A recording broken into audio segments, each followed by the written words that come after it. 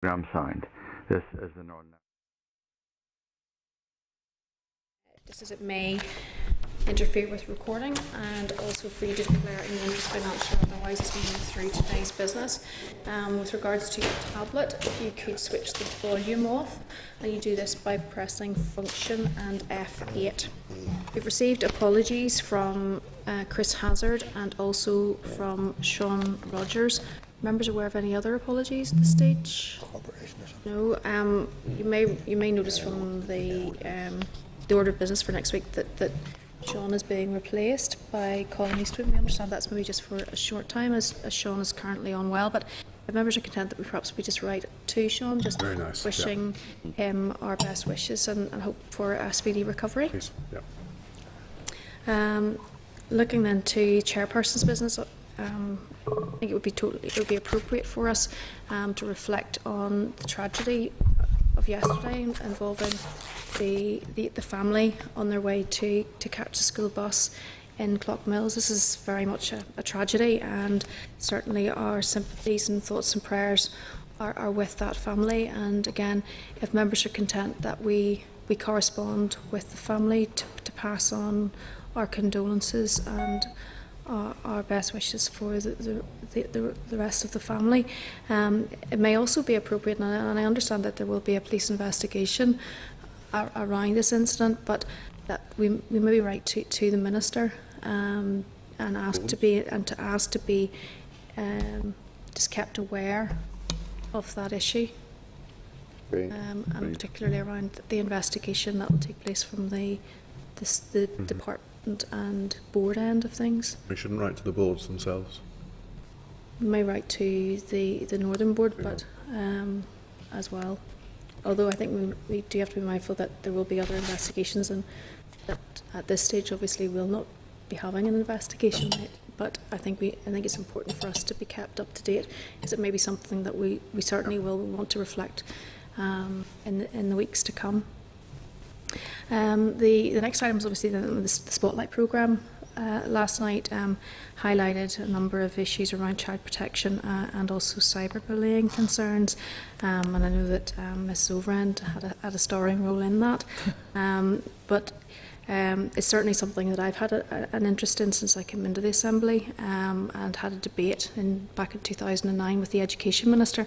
And I know that it's very much seen as a cross-departmental issue, but there are still concerns around just DE and their approach to child protection, and it might be useful for us maybe to write to the department just to look at whether or not they are reviewing the child protection policies, particularly in and around social media.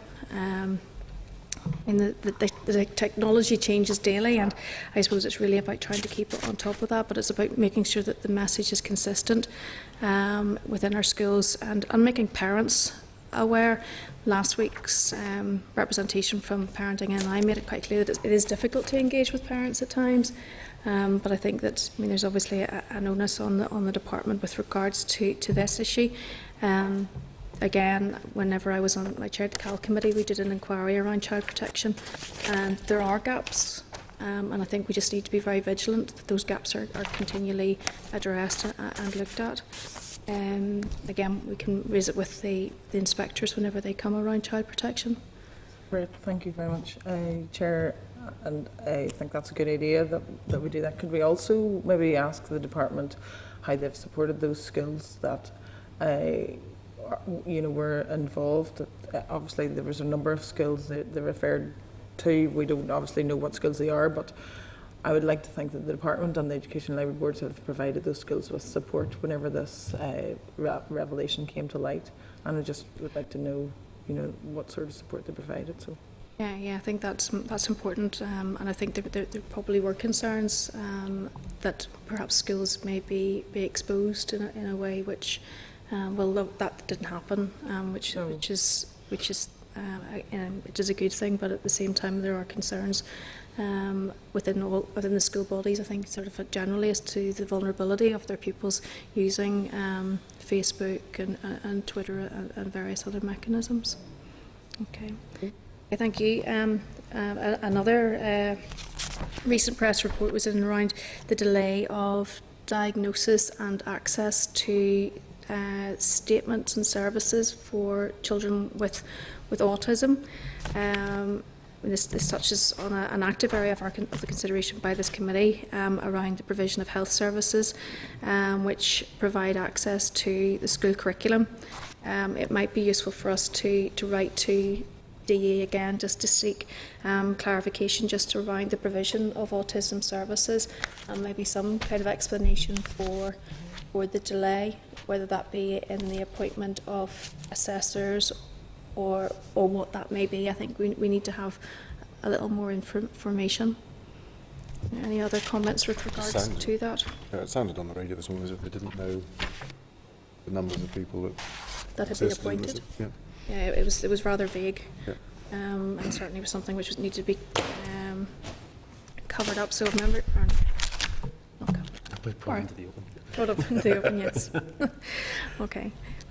Can I also welcome Kevin Marks as the new member to our education team. He's replaced Jonathan Watson, so you're very welcome. I think you're a familiar face around the Assembly, so you're very welcome. I hope that you enjoy your time with us on the Education Committee.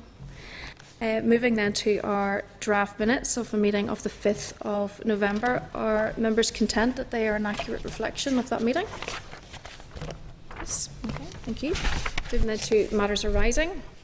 I'm just referring to the SkyDrive ProLink, which includes further submissions on the Shared Integrated Education Inquiry.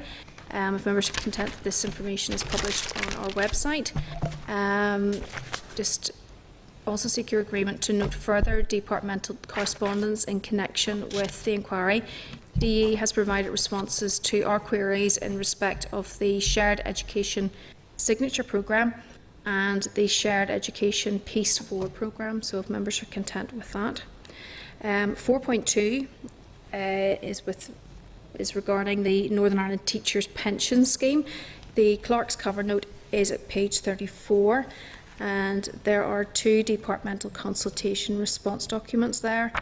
There's also further responses from DE in tabled items, providing a response from UTU on issues raised by the committee and setting out the consultation programme. So if you're content to note that information and to forward the department's consultation response summaries to the teaching unions, they're attending an informal meeting with us on Tuesday the 18th, that's at 1 p.m. It is. in room 21, I think. in room 21, so if all members can attend there. I think one of the key issues around this for me is really the complexity of the pension scheme, and there's clearly a lack of information and clarity around that when they're going out for consultation, hence perhaps the lack of response. But I mean, this is incredibly important for teachers as they move through their career, and they need to really understand the implications of the changes. So I think we need to be mindful of that then whenever we're speaking to the unions, and perhaps we'll be looking for the department to be much clearer in their correspondence. So if you're content, we'll note that. There's another DE consultation document at page 72, and this refers to a proposed statutory rule which will bring into effect aspects of the Northern Ireland Teachers Pension Scheme which we'd previously learned about. However, these regulations will apply solely to the transitional group, those teachers who are over 50 and will enjoy transitional protections. We need to just seek agreement just that we note this information pending the meeting that we're going to have then with the unions, and further briefing from the department on the related statutory rules. So we're essentially being inundated at the moment with information around pensions without really an awful lot of clarity around them either. So I think there are questions to be asked around that. Members, any other comment in relation to pensions? No. Moving then to attainment targets paper. This is from Assembly Research. The clerk's note is at page 98, and the Assembly Research paper. The paper was produced just in response to committee queries relating to attainment targets for education systems in other jurisdictions. So at this stage, if you're content to note, but this will be useful just as we move through further deliberations, just as if you can content to do that. Okay. Thank you. Okay, we're going to move then to the first of our two presentations today. The first is the committee inquiry report into the Education and Training Inspectorate and the school improvement process. And you have the departmental response in your papers. You've the clerk's cover note at page 105 and a variety of relevant papers, including a copy of the response from the department to the inquiry and extracts from the committee's report itself. Can I welcome Dr. David Hughes, the Director of Curriculum Qualifications and Standards, Well Buick, Chief Inspector, Education and Training Inspectorate, and Paul McAllister, the Assistant Chief Inspector, Education and Training Inspectorate. You're all very welcome to the committee this morning. And can I ask you to make an opening statement, and then we'll move forward on a process of questioning after that. Thank you. Thank you very much, Chair, and thank you very much for your welcome here this morning. I'm going to start off with an opening statement, and my colleague David Hughes is going to complete the statement. Starting off, I would like to take this opportunity to put on record the Department, including the Education and Training Inspectorates, thanks to the committee for their report on the inquiry into the Education and Training Inspectorate and the school improvement process. We welcome this report, particularly where it can add value and help us to promote improvement in the interest of learners. EE's vision for school improvement is set out in Every School a Good School, which you'll be aware of. The inspection, support, advice and challenge provided by ETI in its work to promote improvement in the interests of learners is an integral part of the school improvement process. Moving on to the recommendations, you will have already received, as you mentioned, the briefing paper with a response to each of the recommendations. And I would now like to take the opportunity to provide a high-level outline of our response to those recommendations that are related to school improvement and the contribution of inspection. In responding to the inquiry, we give careful consideration to the three main areas covered by the recommendations. Firstly, the role of inspection in the improvement process. Secondly, the operational aspects of inspection. And thirdly, the school improvement policy. So I'm going to cover the recommendations that relate to ETI and inspection, that's points 1 and 2, and Dr. Hughes, those related to the department at point 3. So moving on to the specific recommendations and turning to the role of inspection in school improvement and the structure of inspection support services, that's recommendations 2, 15 and 16. Every School a Good School articulates that there are many elements to the school improvement process, and inspection is an integral and significant part of that process. It's positive that both the OECD study of evaluation and assessment systems in Northern Ireland that published in December 2013 recognised the value of inspection, and I welcome the committee's acknowledgement that professional, independent, broadly based inspection of schools is and should continue to be an essential component of the school improvement process. Inspection is a catalyst for improving the quality of education for our young people, simultaneously raising expectations and building capacity. ETI has the learner at the centre of all of its work. Inspection promotes improvement through ensuring that best practice is highlighted and that poor provision is identified and improved. It's the Department's position, and indeed ETI's, that ETI carries out its inspection functions in a manner that's fully independent from the Department of Education and reports without fear or favour. The evidence of follow-up inspection and the findings of post-inspection surveys is that the current inspection process does support schools to improve. In the last business year, 80% of organisations improved by at least one performance level at the follow-up inspection. While much has been said about the benefits of the system in Scotland, it remains a relatively new system, and it would be prudent to conduct a further study of the advantages and any possible drawbacks of the system once it becomes embedded. The Department currently has no plans to establish a new organisation or to rename the ETI, but will continue to have in mind the Committee's view regarding the structure of school inspection and support services. Moving on then to look at recommendations 3 to 10 and 13, and these relate to the operational aspects of inspection. The ETI goes to considerable lengths to communicate the inspection methodology through guidance material, presentations and conferences and pre-inspection visits by the reporting inspector.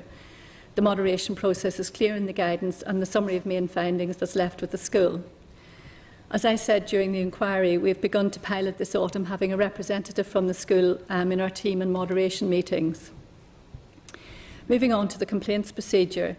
The complaints procedure is reviewed regularly and meets the requirements of the Ombudsman's best practice principles. If we look at recommendations 5 and 6 that relate to surveys and questionnaires, in drafting its surveys, ETI agrees in principle that external stakeholders should be consulted as part of the development process. Post-inspection surveys are carried out on ETI's behalf by NISRA, and they are responsible for the survey methodology and design.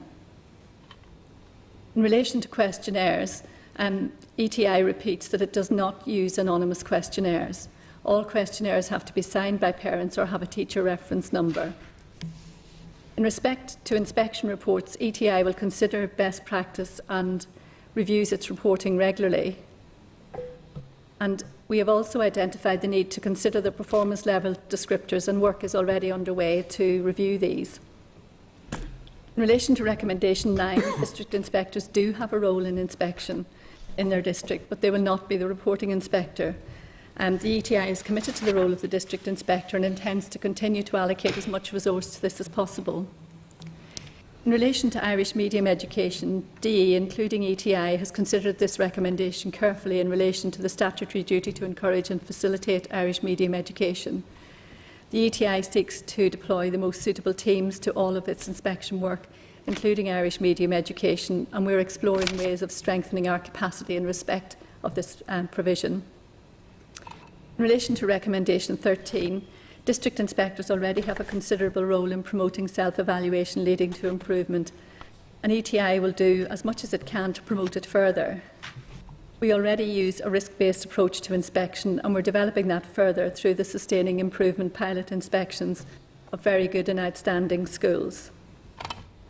So that was just a high-level response regarding inspection and improvement. And I'm now going to hand over to Dr Hughes, who will look at the recommendations related to school improvement policy. Thank you. Thank you very much. I'd start by reiterating the point that inspection is an integral part of the school improvement process.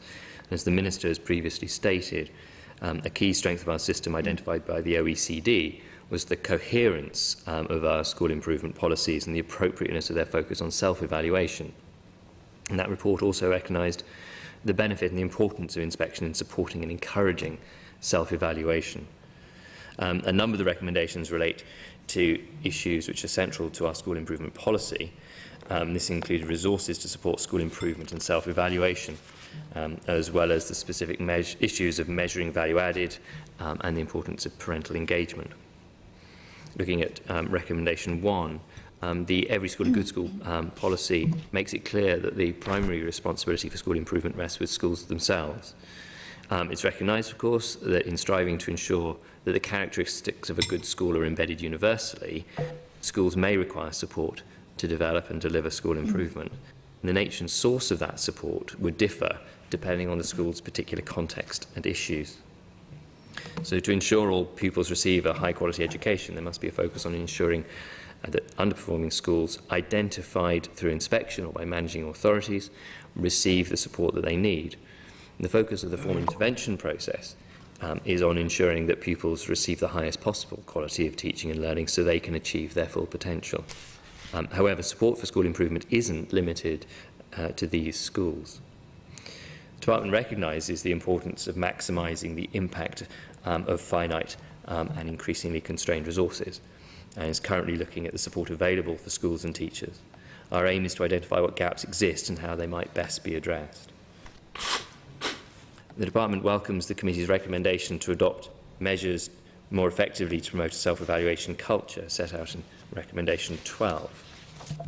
Effective self-evaluation leading to sustained improvement is, as I've said, at the heart of the school improvement policy. The Department, including the Inspectorate and also managing authorities, have all worked to promote and support this process across all schools. Internal self-evaluation that is complemented by external evaluation helps to ensure objectivity. However, we acknowledge that more work can always be done, and we would welcome consideration of any additional measures that might usefully be adopted, building upon the advances that have been made in recent years in developing self-improvement and self-evaluation in schools. Reflecting the Every School a Good School policy, the inquiry highlights the importance of schools being connected to their community and in particular to parents. And I'm referring then to recommendation 14. The department, including the inspectorate, accepts that it would be beneficial to have a more structured means through which to involve and consult with parents at a system level, and will give consideration to how this could be best achieved and resourced. The department also noted the point made in the inquiry about the measurement of added value, and referring to recommendation 11. It remains of the view that moderated teacher assessment at the end of key stages 1, 2 and 3 of those cross-curricular skills of communication using mathematics represents the best means of introducing a common measure that can be used not only to determine the level of attainment, also the progress made by pupils. The department is taking steps to build confidence in the reliability and the validity of that process.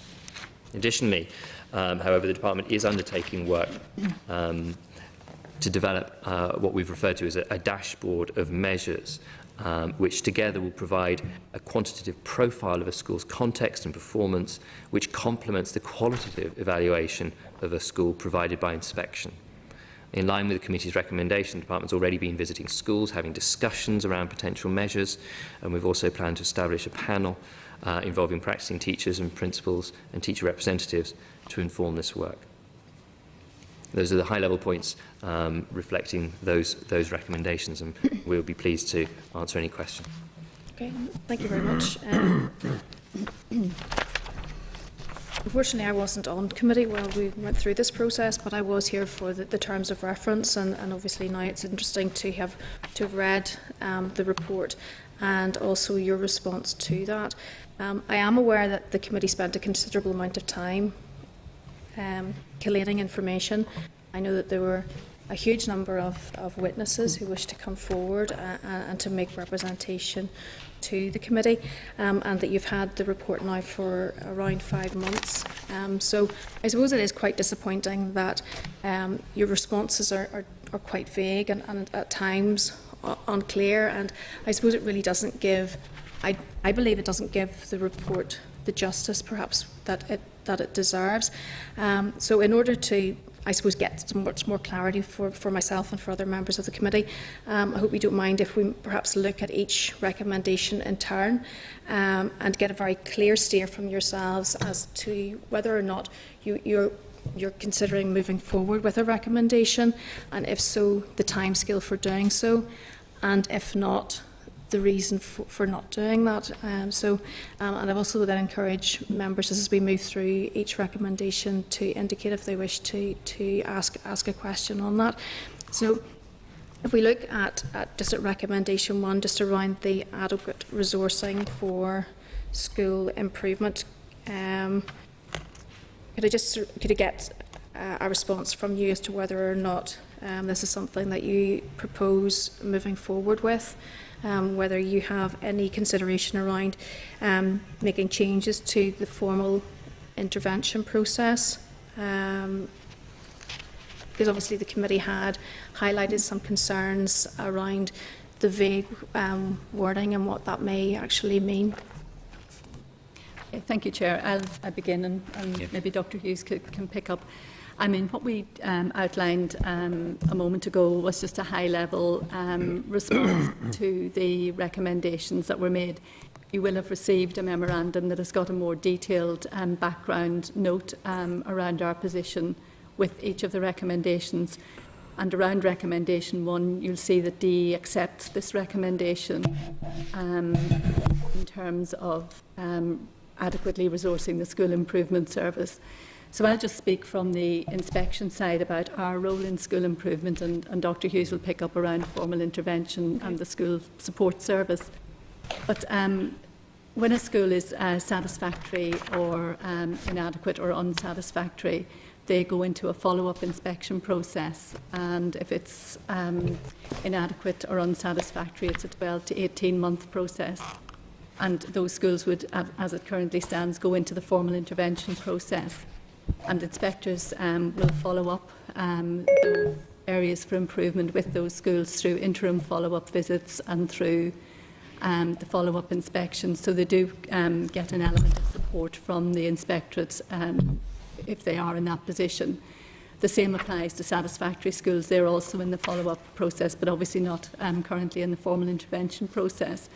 So there is a good level of support that's provided from the inspectorate in those circumstances. And for the inadequate and unsatisfactory schools, further support is provided by the CAS service, so they have additional support provided to them. And as Dr Hughes said, school improvement rests with the school. Excuse me. And so they may have other sources of support that they source themselves, depending on what the area of improvement is. And of course, there's lots of good practice available for schools to access through ESAGS TV, through the conferences and dissemination events that the inspectorate undertake. So there is already a good level of support available. And I think it's really important to say about the formal intervention process. Since 2009, when the Every School a Good School policy was implemented, 45 schools went into the formal intervention process. Only 10 remain in that process, and as a result of that, nearly 7,000 pupils are now getting a better education. So I think we need to see the formal intervention process as a supportive process, because that's absolutely what it's intended to be. But I'll hand over to my colleague who will supplement my answer. Thank you. Really, I'd begin by reiterating the point that has been made, that at the heart of school improvement will be the school itself. And I say that reflecting the role of the leadership of the school, the principal, the staff of the school, and the Board of Governors, that the self-evaluation and self-improvement that is the first place it begins, that is where it starts, and that is the motor. It is where the additional support may well be needed, and in those circumstances, there are external forms of support, and I'm sure the committee will be aware of the role of the boards in that, and in other authorities, the role that the inspectorate can play in supporting a school, and the work that the district inspectors will do on an ongoing basis, and therefore we would point to the first place that the resourcing of school improvement service actually is the support to the school in the first place. It's the school who has the lead role in school improvement, but then the external supports that come with the boards in particular. You mentioned about changes to the formal intervention process. Certainly, a certain number of some changes have been proposed and been brought to the committee, and I understand that the committee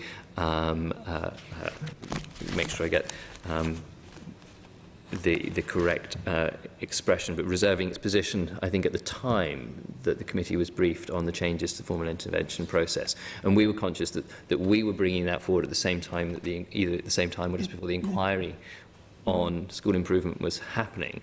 And therefore, the implementation of those proposed changes have been deferred until they can be lined up with any of the consideration around the committee's inquiry and the recommendations of the inquiry. But certainly those changes have been proposed, and the intention is to take those forward. So there's an intention to take them forward, but do we have a timescale for that? We haven't set a timescale. We had hoped to have these in place very promptly, but we also wanted to make sure that we weren't out of step with any changes that are arising here. And at what stage will you have a definitive timescale?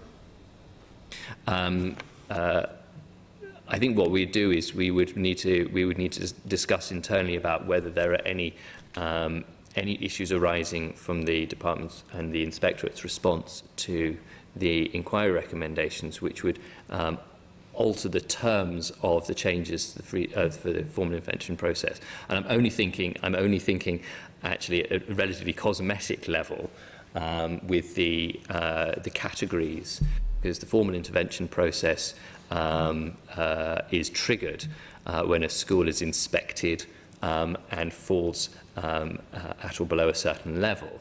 Now, if there's going to be any change to the language in which those are... Can I just get some clarity around whenever you say a cosmetic level, what that means? What I mean is that at the moment, the proposal has been that when a school has been found to be satisfactory sequentially, then they would be. The proposal is that would then that school then would benefit from the support that comes from the formal intervention process. But if the word satisfactory is not going to be the word, we wouldn't necessarily put out a message saying that it's about satisfactory. It is just about the language being used. If you see what I mean, it's rather than take forward these two things very close but not in the same time, I think it'd be better if they all just happened at the same time. Okay, well, I would imagine that the committee will go back to you again in relation to seeking a much more clearer timeline with regards to that. Mr. Kinahan? Well, thanks, Michelle, and thank you, Noel. Apologies not to get to your launch last week. I wasn't particularly well that day. Can I also echo what the chairman said, that we spent a lot of work here and we come up with some very good recommendations, and we really would like to see a lot of them being taken on board. And the response we sort of get here is that you're doing it, but it don't really want to, if I can put it that way. We need to see more going on, but I want to ask two specific questions. We said work is already underway looking at the gaps in the school improvement support. What work is this with every school? Is it just general? Have we a timeline of when we're going to know what the gaps are, and then whether they agree with what we've been finding? Because we've marked up quite a few gaps.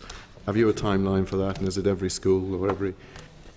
I think that piece of work will be looking rather at a system level rather than school by school. It is looking at, in the first instance, it is looking at what supports to, in particular, teacher professional development are actually available, because I think there is a fairly persistent murmuring that there isn't any teacher professional development going on. But in actual fact, there is, and it's very useful and very important that we are clear at the centre about what is being delivered and what is being provided, and from what sources. Now, I'm afraid that there is going to be a limit to how much I'm able to say about that, because it's not an area in my area of responsibility. But I think, Mr. Kinahan, it is worth mentioning that there has been quite a lot of support put in schools within the last year through the Delivering Social Change project. For example, 291 schools have got an additional teacher of literacy and numeracy, be it the newly qualified teachers. We have a capacity building project for primary schools to enable the earlier identification of any developmental needs and any additional support that those pupils might need. So there has been specific training put in place for those teachers. There's also been £500,000 given to the area learning community so that they can establish some best practice in terms of literacy and numeracy. So there are, English and maths, literacy and numeracy is one of our big areas that we need to focus on, and I think there has been a lot of activity in that particular area. We're just about to evaluate the Delivering Social Change project, the literacy and numeracy teachers, so there will be an evaluation coming out of that in sort of the next year. But I think those are important aspects of professional support that are being provided for teachers. I take them on board, and I think they're all excellent ideas, and I look forward to hearing how successful they are, but there doesn't seem to be a sort of comprehensive study so that you know what the true gaps are in the schools that aren't getting help with those various initiatives. In the report that came out from the Vice Principals last year, very much from them, said that they were struggling with the amount that was being thrown out and the amount of time they weren't being able to take all their professional training, and you're getting that same thing all the way through from the unions and from everyone else. And that there's some great ideas happening, but is there going to be a really comprehensive check so that you actually can see where the gaps are? Because that's what concerns me. There seem to be huge gaps. There's some nice things happening, but there's nothing thorough. I think Dr. Hughes will probably come in a moment, but I think as I just said, one of the big areas that we need to focus on is literacy and numeracy, and that was clearly identified as a gap, and action has been put in place to address that. So I think it would be fair to say that there has been an analysis of where the areas for improvement are, and action has been put in place. You know, we can always have more professional development, and I'm aware that teachers, you know, are professionals and relish and enjoy professional development because they want to do the job to the absolute best that they can. But there are definitely opportunities in place, very relevant and important professional development opportunities that do impact on learners, and that's actually the most important thing. The learners at the centre of everything here. Okay, and I just want to move on. The other was you talked about training for schools and boards of governors, and I was wondering, is there again that comprehensive system to make sure is every governor involved, is everyone being taken forward? Because my concern is everything is patchwork, partly because there aren't the resources, but that we're not getting a clear picture. Is all the training going to every school? Is it getting to every board? And is everyone realising what's available? I'm sure we would probably dispute the word patchwork, because I think it is targeted where it is most needed. But in terms of Board of Governors, my colleague Paul will maybe want to come in a moment, but in terms of the Education and Training Inspectorate, for example, we have devised a tool for Boards of Governors to be able to self-evaluate their own skills and expertise, and using that tool then identify what particular training needs that they have. Okay. And there has just been a series of presentations for Boards of Governors that have been attended by the Department and ETI. Good. And I know, Paul, you were part of that. If I could come in, perhaps just to say that I agree with you that the building of the capacity of teachers is extremely important, and the capacity of governors, and certainly every encouragement should be given to governors. We realise that they're volunteers, and we have to be mindful of that, but every encouragement should be given to governors to take up the opportunities for training that will be provided. I was part, along with colleagues in the Department of Education, of what was termed a Governor's Roadshow, giving governors an insight into how they could use the self-evaluation pro forma that's on the ETI website, for example, to self-evaluate their role as governors, to emphasise that important balance between challenge and support that can ensure that governors have a good knowledge of the life and work of the school, and have a good input and good influence on the improvement journey that the school will make. So I know that apart from that roadshow, that the department has developed a governor support service, has had that developed. Now, I think just with the structural change that was to take place and didn't take place around ESA and the education bill going through and things like that, that development has probably not come into, well, it hasn't come into force as quickly as it could have done, but certainly I would share your enthusiasm for governors having as much support as possible, and being encouraged to avail of the support that's made available to them, because they have a very important role to play in the school. Okay, thank you. And thanks, Neil. Still recommendation 1, Mr McCausland. Yeah, thank you. You mentioned that 45 schools had been in formal intervention, is that correct? Yes. Over what period was that? That was from 2009, when the Every School a Good School policy was implemented. So 45 went into formal intervention and 11 remain. So that means that the remainder of 29 schools, 29 schools came out of formal intervention. I think five have closed. The 11 was up to the 30th of June. In fact, this week another one has come out. So it's now just 10 schools that remain in formal intervention. And I think that's a real success story, because 10,000 pupils were attending schools that were not good enough, and as a result of formal intervention, over 7,000 now are getting a better quality education. That matters. What percentage, how many schools are there in Northern Ireland? What percentage is that? Well, there's about 825 primary schools and 210 post-primary, 40 special schools, so it's quite a small percentage. And of the schools that you inspected, what percentage would it be? Well, I'm not sure I could give you that figure off the top of my head. My inclination would be that it's around 5%, but I would have to check that figure and come back to you. Okay. It would be helpful just to have yes, that figure, and also, if it's possible, to get just, if you could put it to us, the schools that have been in formal intervention to get a sense of, is it equally spread across all sectors? Is there a geographical concentration in certain areas? Or I think the schools that are in formal intervention are listed on the department's website, and that sort of information has been publicly available. And obviously the 10 schools that remain in formal intervention are also listed on the website. But it is the schools that have been inspected, obviously, because it's an inadequate or unsatisfactory outcome that triggers the formal intervention process. So it is the schools that have been inspected since 2009. just to get that sense, do they tend to be in particular areas, in particular sectors? Is it disproportionate?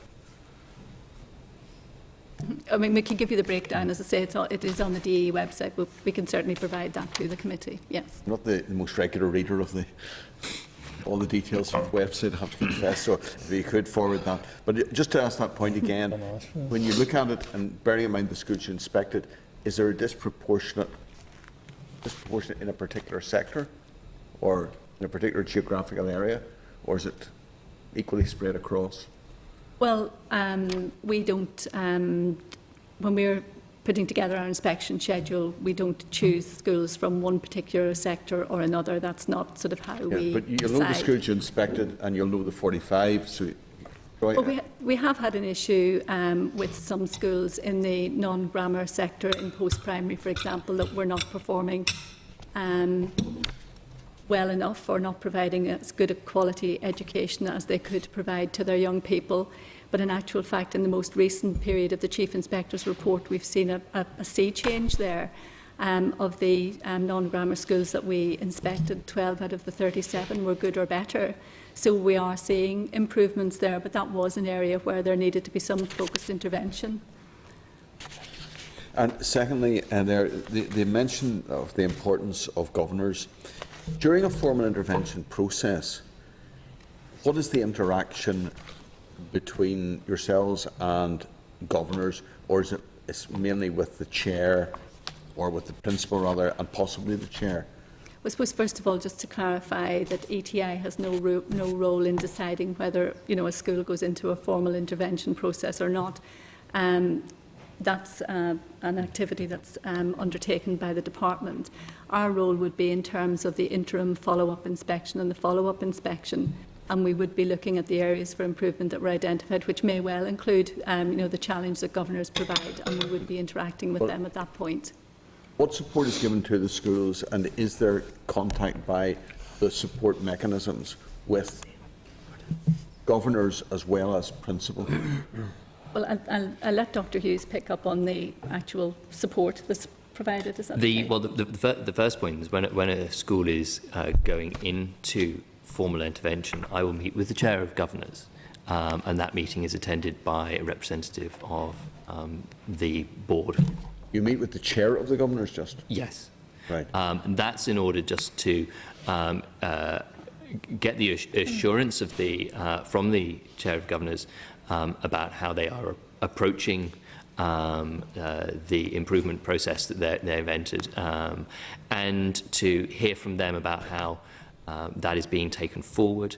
And I think in many ways it is also an important flag of the importance and the significance that we give to that process. Sometimes leadership in a school is hugely important, and communication is hugely important. How can you get that message across more widely than just the chair of the governors, to all of the governors? Would it not be better to meet with all of them? To be honest, there have been occasions when there's been more than one governor come. I mean, the chair is invited and they will bring others. But I think in practical terms, the chair is the chair of the governors, and a relatively modestly sized meeting is a useful one. And then the role of the Board of Governors in respect of the leadership of the school, the principal and senior management of the school, that is their ambit, as it were. Can I just remind members that we're taking this recommendation by recommendation, and we do have 16 of them to get through. Mr. Newton, very quickly. That was number 2. It was number 2. Okay, thank you. Thank you very much. Moving on now to recommendation 2, and that's the greater alignment between EDI and the school improvement services. Again, could you be clear as to whether or not you're accepting this recommendation or not? Well, I think, as we've said in our submission, that's a change that would require a legislative change. So it would be a decision that the executive would need to make, really, about whether that alignment should take place or not. But I suppose that the point I would like to make is the current structures don't prevent ETI having a role in school improvement, and I've outlined some of that already through the role of the district inspector, the support that we provide, and through the follow-up inspection process. And in the last year, we have undertaken the Promoting Improvement in English and Mathematics project. That's where inspectors are directly supporting 19 schools in relation to improving English and maths. So I think it's less about the structure, more about the activity and the impact, and the current structures do allow us to be involved in school improvement in a significant way. Why do you believe that it requires legislation? Well, our role is to monitor and report on the schools that we inspect. There isn't anything specific in there that says that we have a school improvement role, obviously, but there isn't something overt that says that that would be the case. So if we were to be aligned up with the school improvement service, that would, my understanding is, I mean, it would be an executive decision, would be that it would require legislative change. Okay, but you wouldn't be hostile to that? I mean, we're open to all suggestions, but it is worth saying that we're members of the Standing International Conference of Inspectorates across Europe, and they've carried out a study that says, you know, across Europe, inspectorates and school improvement services have all sorts of different structures, and actually their effectiveness is not dependent on their structure. It depends on the work that they carry out and the impact of the work that they carry out. So, you know, I come back to the point that the structure to me is less important than the impact that we have in terms of school improvement, and I think the fact that 80% of the organisations that we inspect improve at the follow-up inspection process demonstrates that inspection in its current form does work. Okay, thank you. Mr. Newton? Thank you, Chair. You're touching on the area that I was going to pursue, but maybe just as an addendum to that, because I don't understand the legislative change, but anyway, that maybe you want to come back to at a later stage, or for fuller explanation maybe at a later stage. In terms of the Scottish model, how would you intend to actually follow up on the Scottish model in terms of its success or otherwise? I think the Scottish model was only implemented in 2011, and there hasn't been, you know, a proper evaluation yet of its effectiveness because it is so new. But certainly we would be interested in any evaluation that was undertaken of that alignment of school improvement and inspection to see what its impact is. But it's early days yet, and that hasn't happened.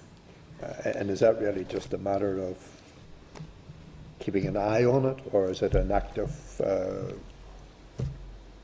reaction to what's happening in Scotland?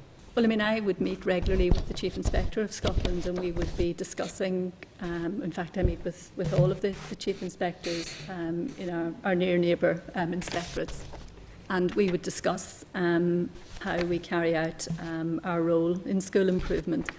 And I can't really see that much difference in terms of the operational aspect of how we carry out our school improvement process and how the Scottish model undertakes that process.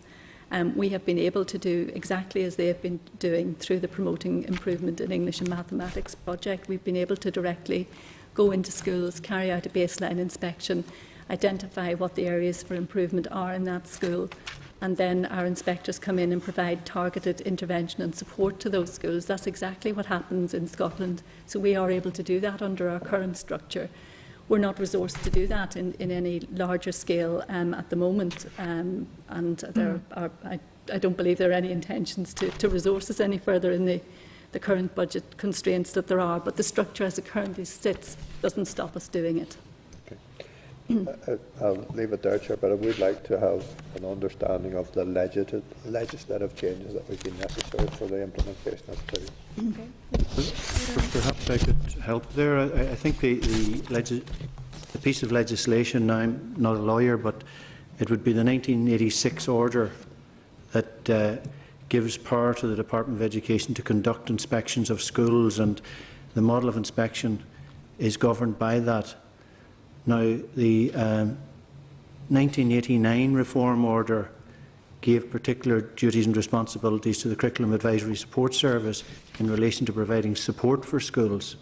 So, while not knowing the intricacies in terms of law, I think that any change, legal advice would need to be taken in relation to how the proposed change would sit against both the 86 order and the 89 Reform Order that govern the situation at the moment. Okay. Well, certainly, if legislative change is required, this is what we do. So, yes, exactly.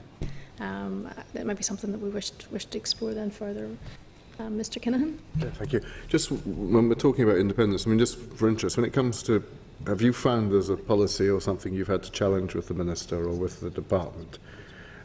Or are you always just subject to following and having to work within the constraints of that policy? No, I think during the inquiry, and I'll reiterate the point again, we inspect without fear or favour, and if there is a policy, or if there is an outcome, for example, when we come on to talk about the Chief Inspector's report, the issue around outcomes at GCSE, we will absolutely say without fear or favour what our view is. So, and the Department doesn't constrain us in any way about having an independent role or having an independent view on any aspect of policy. Thank you. Mr. Craig. Yep. Thank you, Chair.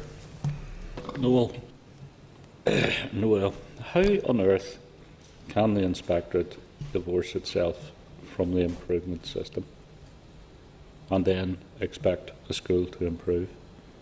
Well, our mission is promoting improvement in the interest of learners, so we don't divorce ourselves from improvement. We don't have a formal role in legislation, as Paul described, but in terms of our daily activities, inspection by itself is an improvement process because we identify what a school is doing well and also the areas that it needs to improve, and through the follow-up process we challenge and support the school through that role, and you will be, we've discussed it before, you'll be aware of that role. Well, Noel, I'm glad you said that, because that is my experience of this, that both the Inspectorate and the Improvement Service actually work hand in hand around a lot of this stuff. So this is why I'm wondering, is there any opposition to recommendation 2 here? Because in reality, if you want to improve the school, those two services have to work hand in hand. There's no opposition to the recommendation, and I would say it's already happening. And you have said previously you've had some experience of that working and working well. So I'm not sure that we need the legislative change for it to work effectively, because we have demonstrated that it does. But that would be a decision to be made elsewhere. Can I make the point the recommendation is actually a recommendation that a new and single organisation is created, which of course, if those functions currently exist in 2 separate organisations and you're going to bring those 2 functions together, you'd have to make a new statutory organisation in order to encompass those 2 functions. I'm not sure that the case has necessarily been made that you have to have a new statutory organisation in order for the 2 functions to operate side by side in close harmony, or however you want to describe it. That those functions can operate very well together. In fact, of course they have to operate very well together. There is no point in having inspection without support, and there's no point in having support without inspection. But the recommendation is actually to create a new organisation. And whilst the model that is being put in place in Scotland is of a new organisation, I think the first thing we would want to know is how have they made those 2 functions operate together, so that we can learn from the functions working together, regardless of the structures, the management and governance organisation, all those frameworking aspects. But the recommendation, I think we're clear enough in our response to the recommendation. We have no plans to create a new organisation, but I think the committee in its inquiry have quite clearly identified the importance of the inspection and support functions working as close as possible together. In fact, it's almost, it's a 3-way process, because you as the inspectors do your job, The improvement does their job. But the real secret is if the school itself actually works with the both of those, that's where the actual improvements come from. Now, is there, the logic here is quite clear. Whenever you go in, or any school goes into intervention, you're key to it. The improvement service is key to it. There's a logic here, which we've seen in Scotland, which says bring those organisations together, because if they do not work 100% together, and I could quote you incidents of where that does not actually happen. If they do not work 100% together, things do not go well. So I can see where the idea in Scotland comes from, bringing them together. Is there any sort of sense from your own end of things that that would be a logical step? Well, as I say, we have no opposition to that particular recommendation. But I suppose my point is, and I'll just reiterate it, is that it works well together, I would say, at the moment, without any sort of structural change. You're right. We identify a school that needs to improve, it's inadequate or unsatisfactory. The support service comes in through CAST to provide support for the school alongside our support that we provide through the follow-up inspection process. As you say, the school is absolutely key. The school has to accept that there are areas for improvement in the first place and work with both services to improve, and we've seen many good examples of that.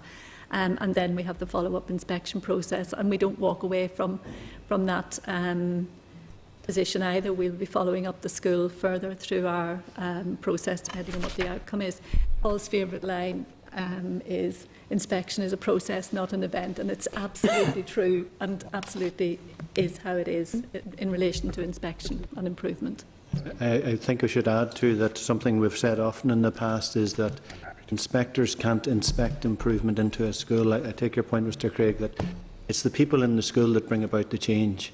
We can highlight the need for change, we can celebrate where things are going really well in the school and perhaps could be more widely distributed across the school, but it is the people in the school, with whatever support they can get, that actually bring about the meaningful change.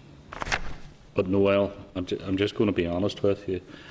Your inspectors, and quite rightly, are the most experienced people around where things have gone wrong or are going wrong in the education system in the school. They're the ones, in my experience, who actually give you the most help of all. So I can see the logic here of them having, their part in this dual role of not only inspecting but actually bringing about improvement. Well, thank you for that commendation of the expertise of inspectors. I appreciate that.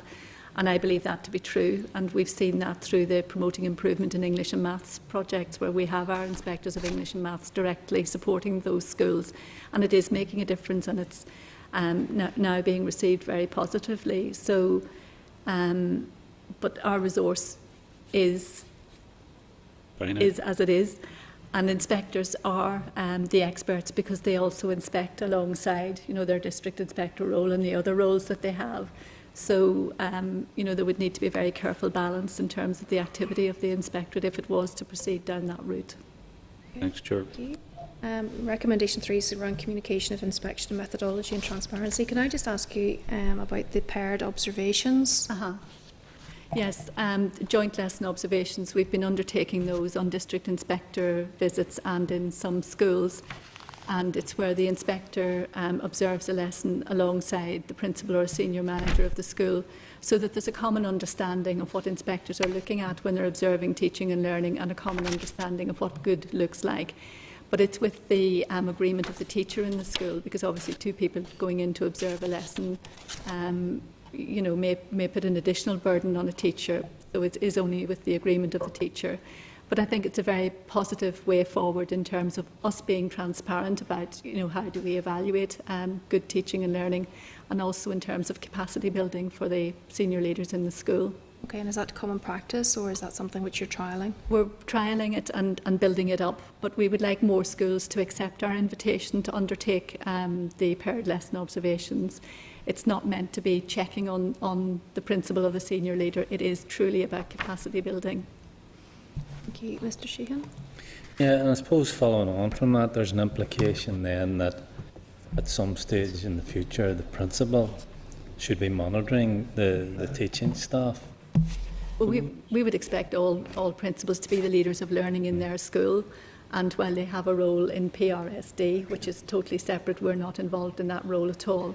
They have a responsibility as leaders of learning to make sure that learning and teaching in the school is as good as it can be, and this is sort of an extra tool for them, if you like, to capacity build their understanding of what good learning and teaching looks like. But is it the case that there's some resistance to that?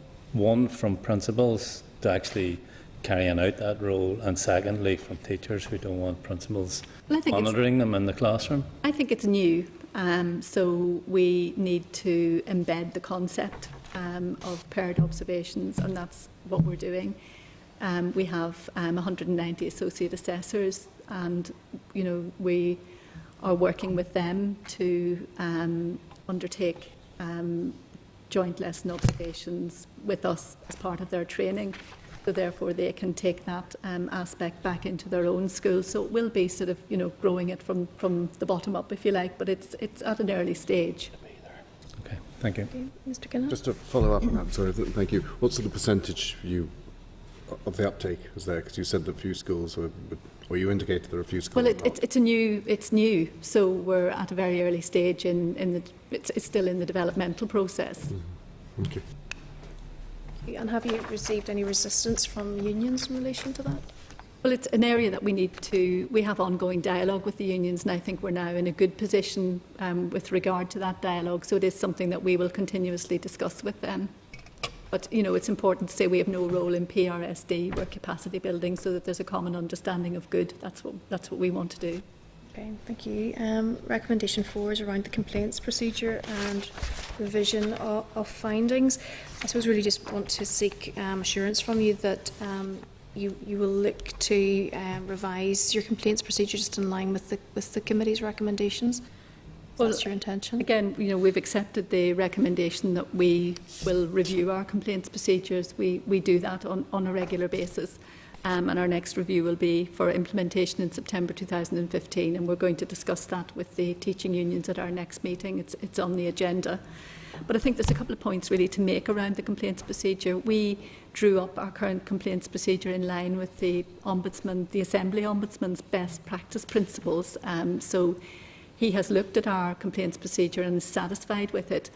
There's also a misunderstanding that the complaints procedure doesn't enable a school to challenge the inspection findings. It does, and in fact, in the last couple of years, we've had a number of, we've had very few complaints, but of those that we've had, they have been challenging our inspection findings. So the complaints procedure doesn't prevent that happening.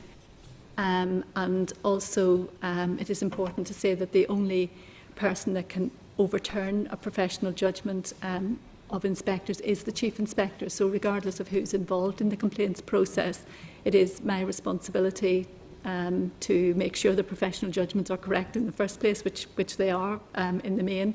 But if they're not, only I can overturn a professional judgment. Mr. Craig, and then Mr. Newton. Thanks, Chair.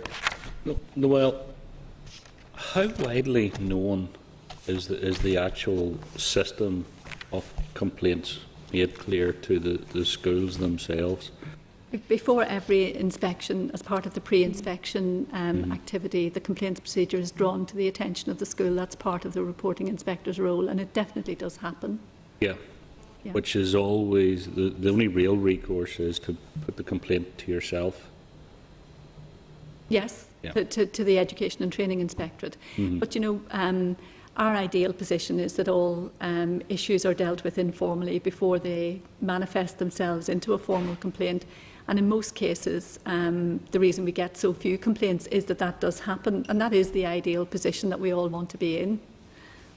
I'm smiling to myself because, Noel, I'll make this suggestion to you. It's not the fact that it's dealt with informally, it's the fact that there is a huge fear out there that if you actually make a formal complaint to the inspectorate, life will become intolerable for you and who is being inspected. Well, I don't know what that's based on, because it's... Fear. It's not fact. I'm just saying it's not fact. No. Perception. Yeah, perception. But I think, you know, we And can you understand where that logic comes from? Because I've had it put to me firsthand, because there was an issue which I did want to take up with you on the inspectorate end, but I was advised very strongly by everyone else not to bother. Well, I would say that if you have an issue that hasn't been resolved informally, that's why the complaints process is there. And I don't know where that fear concept has come from, but if people keep on saying it, people will keep on believing it. You know, the complaints procedure is there. If you have a genuine complaint that you feel hasn't been resolved during the inspection, then, you know, by all means use the complaints procedure. I'm not encouraging complaints. I want them to be dealt with informally. But really, if somebody does feel something is not right, then... But Noel, can you see where this perception comes from? Because ultimately, if I want to do an appeal, I have to appeal to the service which is actually inspecting me. This goes back to the arguments we've had over 30 or 40 years about, you know, for instance, who inspects the police? Well, if it's the police, do you expect it to be taken seriously? Or is there a fear there that if you go there, things will become worse for you? That's why we ended up with the Ombudsman's office. You know, so you can understand why I'm saying to you, the only place I can go to complain is you. There's no independent complaints procedure here. It's a professional judgment that we make, and we're responsible for the professional judgments that we make. Therefore, we should be responsible for responding to the complaint. But you're quite right, there is an independent element in the complaints process in the Ombudsman. You know, that is the stage 3, and, you know, we know that people have gone to the Ombudsman, and he does take an independent view, the Assembly Ombudsman. So, because we make the judgments, if you have an issue with the judgment, then you have to come to us, you know, with your issues. And I can tell you, you know, the person investigating the complaint will not have been involved in the inspection in any way. And I suppose if I keep on reiterating, maybe the message will change to say that we do take complaints seriously and we do investigate them thoroughly. And if there is something that's not right about our process or our outcome, we will take action to rectify it. And, you know, I would like you to take that message out there, because that is absolutely how it is. But I'm listening very carefully to what you're saying. The first stage involves going directly to yourselves, whereas if I look at the complaints procedures around the police, almost your first line is to go to the Ombudsman and not the actual police themselves. You know, so there is a significant difference in the way this process operates. Has that been looked at? I know Paul wants to come in, and I'll come back in a moment. Yeah. Just to say that for a number of years I was responsible for handling the complaints, and, you know, the small number of complaints that came to our organisation. And it would have been standard for me to say at the outset, particularly if I was meeting with people in relation to the concern they had, that I would thank them for raising the issue with us, because if they had some way in which we could improve, it was important that we could hear it, because we spend our time promoting improvement in other organisations. It's very important that we're open to promoting improvement in our own organisation, and I would have said that to people. Just in relation to the fact that they would be complaining to us, there's a sort of a catch-22 in this, because we do have evaluation of inspection that is done through the Northern Ireland Statistics and Research Agency, and often we say to NISRA, you know, we would like to hear from you if there are specific concerns that we can talk through with the school and get to the bottom of where their concerns are, so that we can improve as a result. And they quite rightly say, no, well, we have got protocols about anonymity, so these people undertake this feedback to us on terms that they will be kept anonymous. So we can't hear where any negativity that comes through to NISRA is coming from. So on the one hand, we have that anonymous route for schools to express their evaluation of inspection, which isn't as useful to us as we would like. But then when we get the communication directly from schools, we're open to the view that you rightly express, that there may be fear on the part of schools to make that complaint. So it is a bit of a catch-22 situation for us. Thanks, Chair. And have any Have any inspection findings been changed as a result of a complaint being received? In my time as Chief Inspector, we've had some complaints that have been partially upheld, but we haven't overturned any professional judgments through the complaints, through the challenge to the findings. And I would say that's, you may say something different, but I would say that's testament to the professionalism of inspectors, that, you know, everything that we do is evidence-based and we are able to produce the evidence that justifies the decision that we've made. But I would go on to add, just in the interests of transparency, we are now having a representative from the school attend all of our team, on a pilot basis this autumn term, a representative from the school attend our team meetings and moderation meetings at which the performance levels are awarded. So actually they will be able to see firsthand, you know, the evidence on which our decisions are based, and I think that will help you know, open up the transparency. There are obviously two ways of looking at either, that, you know, that obviously you're quite robust and people that you can stand over your decisions, but at the same time the fact that there hasn't been any change may also be one of the reasons why there are a few challenges, because schools feel, well, there really isn't an awful lot of point, is there? Well, I mean, you know, again, through this vehicle, I reiterate the point that you know, if a school feels that their views have not been listened to, that their issue hasn't been resolved informally, that's what the complaints process is there for. But you know, we have had feedback that we need to be more transparent in how we work, and I'm hoping having the representative attend those meetings will do exactly that. Thank you, Mr. Newton. Two very short questions, Chair, and very short answers will suffice. In terms of the ability to change, or a change decision, you had said that it is only the Chief Inspector who can? That's right, the professional judgment. The professional judgment, that's fine. How does that benchmark against Ofsted and their change ability to maybe influence and get a change? Secondly, would you describe your ethos as actually welcoming complaints in the order that you can actually improve the process? To answer your first question, all inspectorates are exactly the same. The professional judgments of inspectors can only be overturned by the Chief Inspector. That's the case for all inspectors.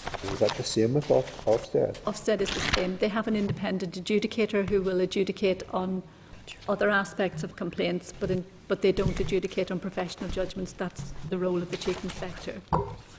I worked for Ofsted. I know that to be absolutely true. And in terms of welcoming complaints, well, nobody welcomes complaints, but certainly, as Paul demonstrated, we would see complaints as an opportunity for us to look in depth at our processes and systems and procedures, and if a change is needed, then we will make that change.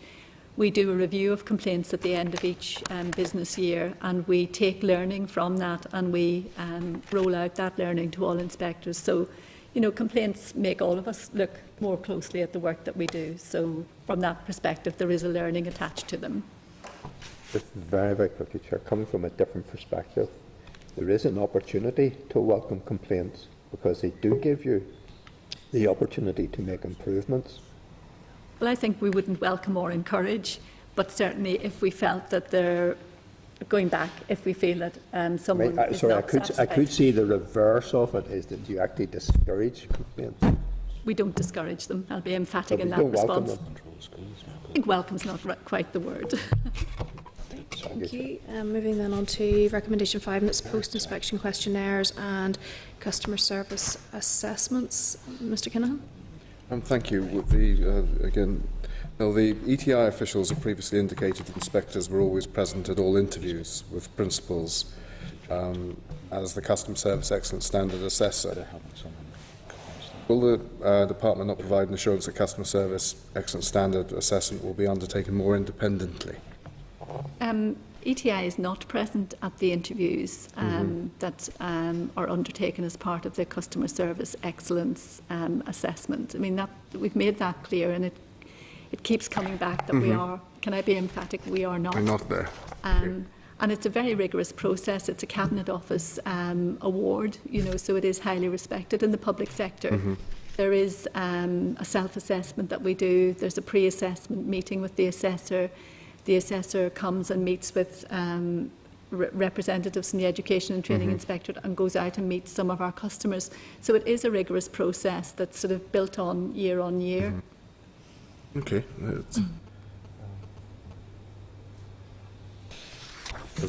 Okay. Anyone else? There's GTC&I. They had a survey which perhaps didn't, which had perhaps maybe more searching questions than perhaps the information that you were able to glean. Have you had any communication with GTC&I? Well, in terms of this recommendation, we've said that we note this recommendation. We talked about this at some length during the inquiry. The GTC&I carried out a survey that was open to absolutely anyone. There was no restrictions on who could reply or how many times you could apply. An analysis was undertaken by NISRA, who are the statistical experts, and they felt that the questions were leading. There were really serious flaws with that actual survey. NISRA undertake our own post-inspection survey, and we know that as the statistical experts that it is a robust survey. So we would place a lot of our views on the NISRA survey. That's not to say that we would ignore everything that came out of the GTC&I survey. There were sort of trends in there that were in line with some of the trends that came out through our own NISRA survey.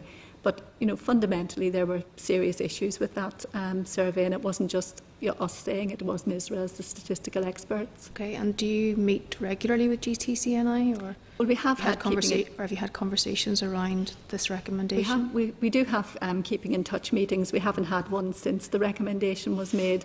I have no doubt that we will have a keeping in touch meeting, rolling forward as we always do. But it wouldn't just be a case that we would consult with GTC&I. There's a lot of stakeholders involved in education, and we would want to consult with all stakeholders, not just one. And just whenever you talk about a keeping in touch, how often does that take place? It's probably about once a year on a formal basis, and obviously, informally. And you feel that's sufficient?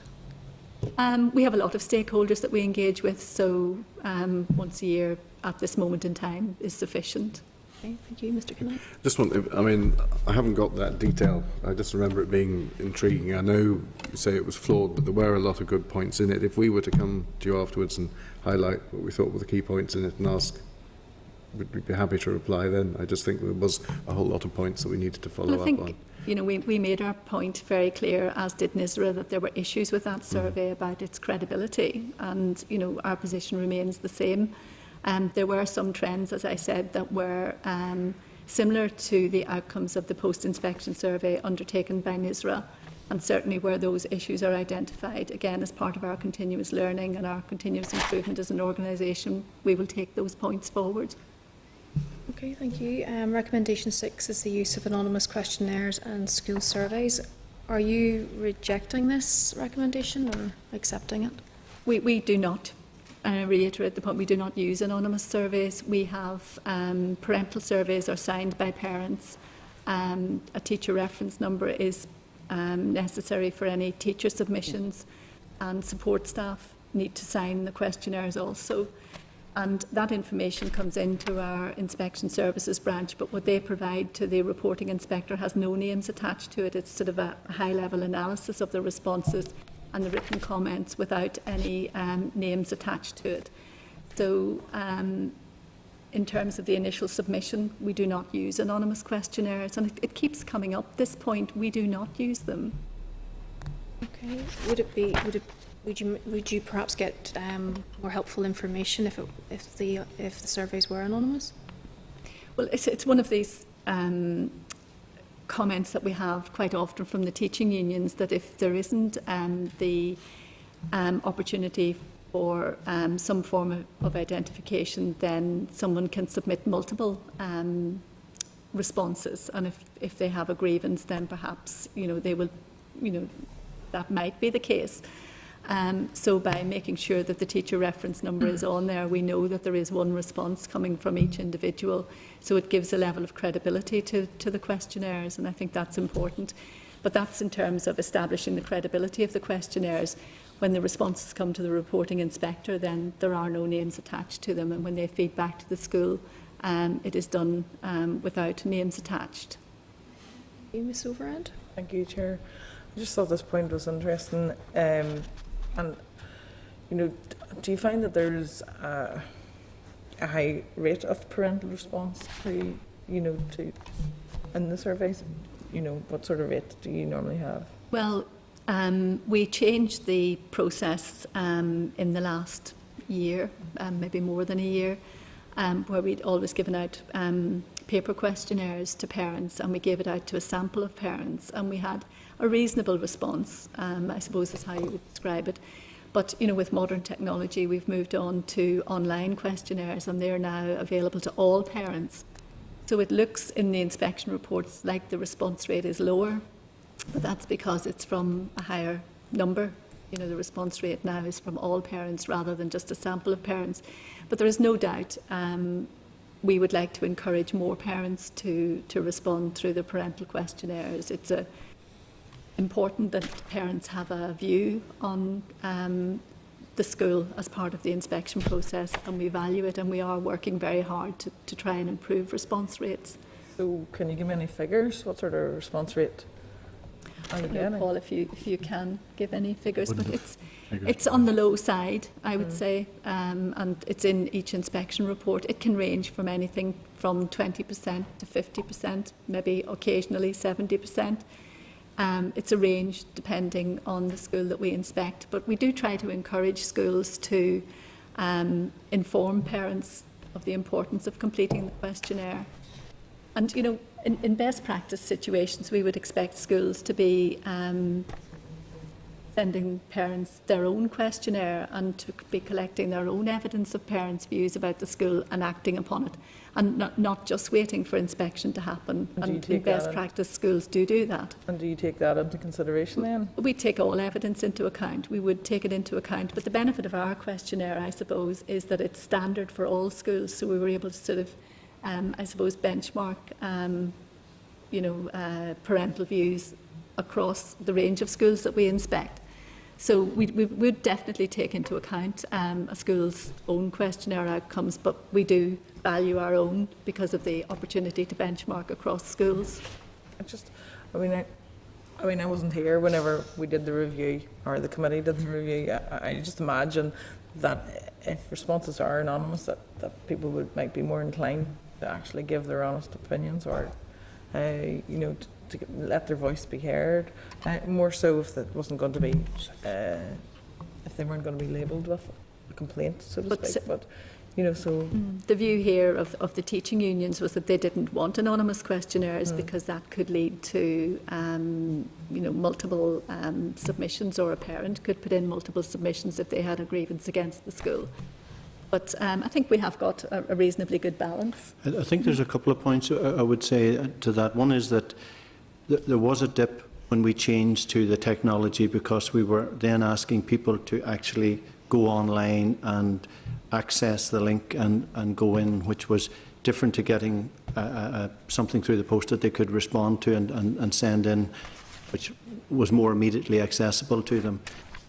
What I also would say is that schools are unique communities in their own right, and there's quite a difference in how they handle certain situations, and sometimes it reflects the actual confidence of the leadership in the school, where they will actually encourage parents to have their say on the school and to access the questionnaires.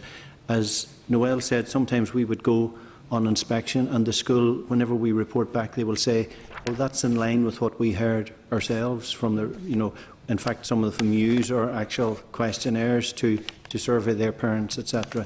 And we would encourage that, because I think it's important to have that dialogue with parents and to encourage parents to be involved. The other point I would just say quite briefly is that often people associate questionnaires with parents making complaints, but actually the degree of affirmation that very many schools get from the parents in their questionnaires, where they're very specific about concerns that they had when their child started school or whatever, and how well that was handled by the school. And it's very, very important that we, in our role, can report and share that with the school, that the parent took the trouble to put that on record for us to report back. So it's not all about complaints, I would want to make sure that you understood that there's a lot of affirmation comes through the questionnaires as well. So just totally understand that. I mean, the 2 schools I've been involved with, the response rate is really high, and it has been positive responses. So I'm just really playing devil's advocate and teasing out your thought process in response to that recommendation. Thank you. Okay, thank you. Chair. Mr. Craig. Thanks, Chair. Well, this is one where I genuinely do question the value of what you do here, because there's something that strikes me about doing a parental survey of any type. How many parents, seriously, out there would send their children to a school that they're not happy with? I think there's very, very few. And my experience of that is that you did the survey of parents, you got back the results that most parents weren't entirely satisfied with the way the school was dealing with their children. That doesn't surprise me. In fact, it would have shocked me deeply if it had been anything other than that, because I would have asked the question, why would you send your child to a school you, as a parent, are not happy with? There's the fundamental problem you have with that one.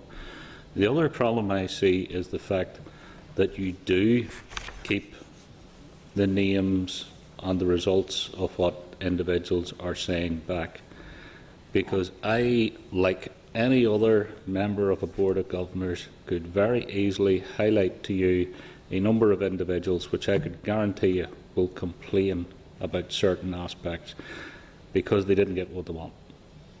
And the biggest problem of all is the way you do the reports of teachers. Because I listened, because you do give feedback on this, and I listened to the feedback that came from this, and even though you didn't put any names to who said what, I could have given you the names, and I also could have given you the reasons as to why they were saying what they were saying. Well, I think I'll just reiterate the point of why we have we don't use anonymous questionnaires. Why we have the teacher reference number or the parent's name is to establish the authenticity of those comments. What you've described actually is a school that knows its parents well then, because we will never feed back individual teachers' names or parents' names. We will feed back the key themes that have come through the comments on through the parental questionnaires or teacher questionnaires that have been submitted as part of the inspection process. And I'm heartened by what you say, that you recognised what the issues were. There is an aspect of the questionnaires, especially around staff, which is really a griper's charter, if you understand what I'm saying, because people, when they know their names will not be brought forward to those, the likes of myself as chairman of the Board of Governors, they will make up all sorts of allegations. But we will be aware of how questionnaires may or may not be used. We never base our evaluations just on what is said in a questionnaire. They will give us lines of inquiry to follow and evidence that we may need to see from the school. But we will never base our evaluations on what is just said in questionnaires of any nature, but we will follow up on themes or questions that have arisen through the questionnaires. But you understand what I'm saying. There is an element of this which gives someone who is disgruntled because they didn't get a certain position within a school, it gives them an opportunity to skew the actual reality of what's going on in a school. I guess I'm aware that could happen, but by giving the authenticity to the submission of the questionnaires, it means that those individuals can only submit one response, and therefore you have a balanced picture of the school. And as I say, we follow up themes, but do not base our judgment on what is in the parental questionnaires or teacher questionnaires. So there is, you inspect the results as such, you don't just take them for granted? Oh no, I mean, we would look at the themes that come up through the questionnaires, and it would give us some questions that we would ask and themes that we would follow and evidence that we might ask for, but we don't base our judgments just on what's said in the questionnaires. We have a very rounded and balanced approach, I would say, to inspection and the judgments that we make. Just coming in on that, I think that the questionnaires give a very good basis for a discussion. Perhaps not much more than that, the discussion, or as Noel referred to, lines of inquiry, but all our inspectors will be very aware that, as I say, schools are unique communities and there are interrelationship issues, some more positive than others, that we would be very wary about taking everything at face value that is said about any aspect of a school. What we would do is we would say, you know, could you give us information on, if a parent said that there's bullying is rife in this school, could you give us information on what you've done to ensure that bullying doesn't take place in this school, or whatever? That would just be an example. The other thing, in relation to the parent being able to move on to the next school, with respect, I don't think it would be a very healthy basis for us to carry out our work that if parents don't like a school, they'll be able to move on to the next one. I think we have to focus on the school in question, and not every parent has the privilege of being able to choose a school that suits childminding facilities if they're a single parent and need to work, for example. We rely on every school being a good school, or we rely on ourselves ensuring that as far as possible we highlight if every school is not a good school, because for parents who are relying on that school, we can't have anywhere in the back of our mind that if they don't like it, they can move on to the next one. It has to be good enough for their child. It has to be good enough for every child. Okay, Mr. Kinahan. Thank you. I just wanted to follow up. I mean, I'm very encouraged by what you say, but I think we've got to sort of rather muddle over whether it's anonymous or not. I mean, the fact is, people can respond knowing that their name won't ever come out. That's not the problem. And I'd come to see you on a case a long time ago. It was to really make sure that questionnaires were not used for a campaign.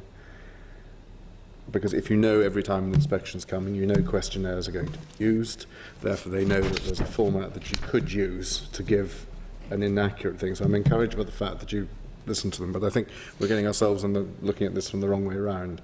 This question, as I understood it, really came up because of the few schools that came to us concerned that you can put a campaign together, you can really set up something that really damages either a school or a person or something else, and it's to make sure you have an independent, someone who's going to step back and go, look, is that really the case? Yeah, I think I've explained that we established the authenticity of the questionnaire responses that are sent, and that in the analysis and feedback to the school, we don't use names. We feedback by percentages and key themes, and we follow up on those themes, but we don't make our decisions based on what is said in the questionnaires alone. Thank you. We're going to group 7, 8 and 9. And just very simply, could you just assert whether or not you are accepting or rejecting each of those? In terms of 7, I mean, we keep our inspection reports under review all of the time, and we spend a lot of time trying to decide on the format of our reports, and we have a lot of input on what the reports look like. We have said that it will remain under consideration. At the moment, we have one inspection report, which you will be familiar with, and at the moment we're working on devising a running record, and we are using that. We used it last year in post-primary schools, and we're using it this year in primary, which is a fuller record of the areas for improvement and the evidence that's used to make those decisions. And the intention would be that when we get to the point where we're happy with them, and we've had a discussion with the teaching unions about how they might be used, that will be left with the school. So we have the representative involved in the team meetings and the moderation meetings. They will get the running record. So schools will be getting a fuller report of the inspection evidence and the rationale for the decisions that are made.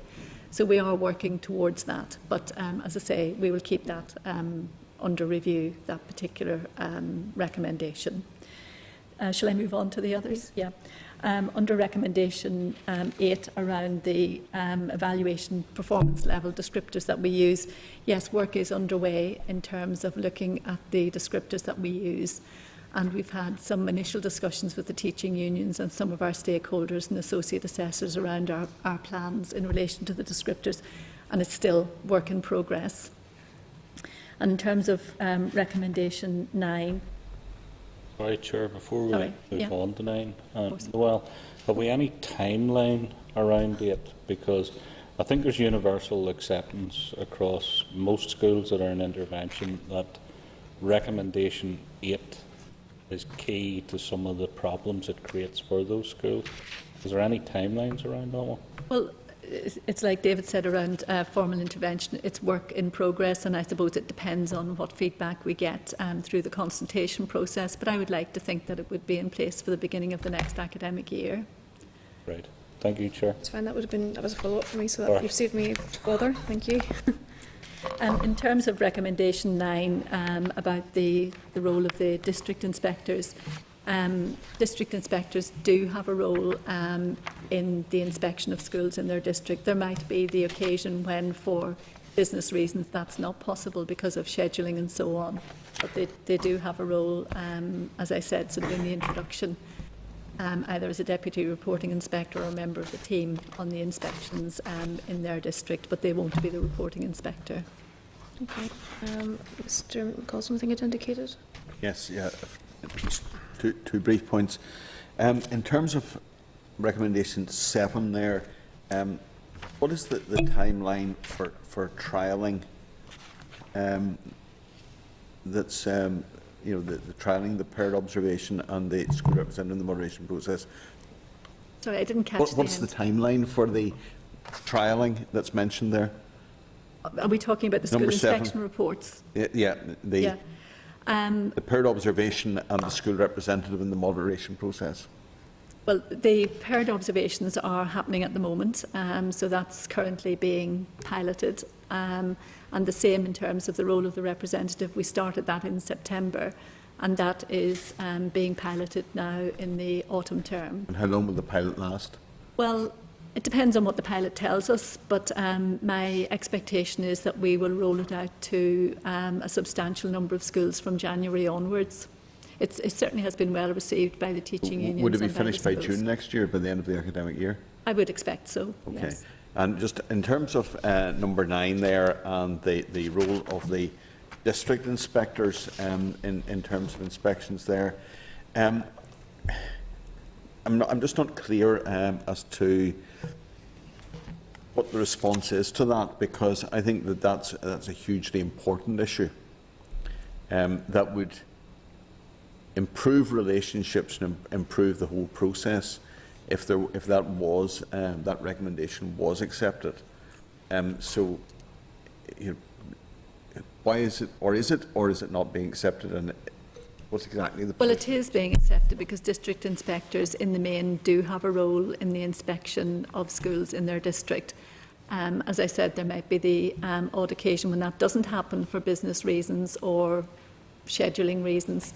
But in the main, yes, we have accepted that recommendation. And it's always been the case that district inspectors were to have a role in the inspection of their schools in their district, but they just won't be the reporting inspector. I think it's worth making the point that what the recommendation is recommending beyond what already happens, and I think probably worth getting clarity from the committee on this, what it's recommending beyond what already happens is that the district inspector will always have a role in the inspection of schools in their particular patch. And I think the point we're making is, it is the current practice that they will, will where possible, have that role, but it is not an absolute commitment to 100% of the time, because that may not simply be practicable. So I'm not sure that there's more to that recommendation than is already taking place.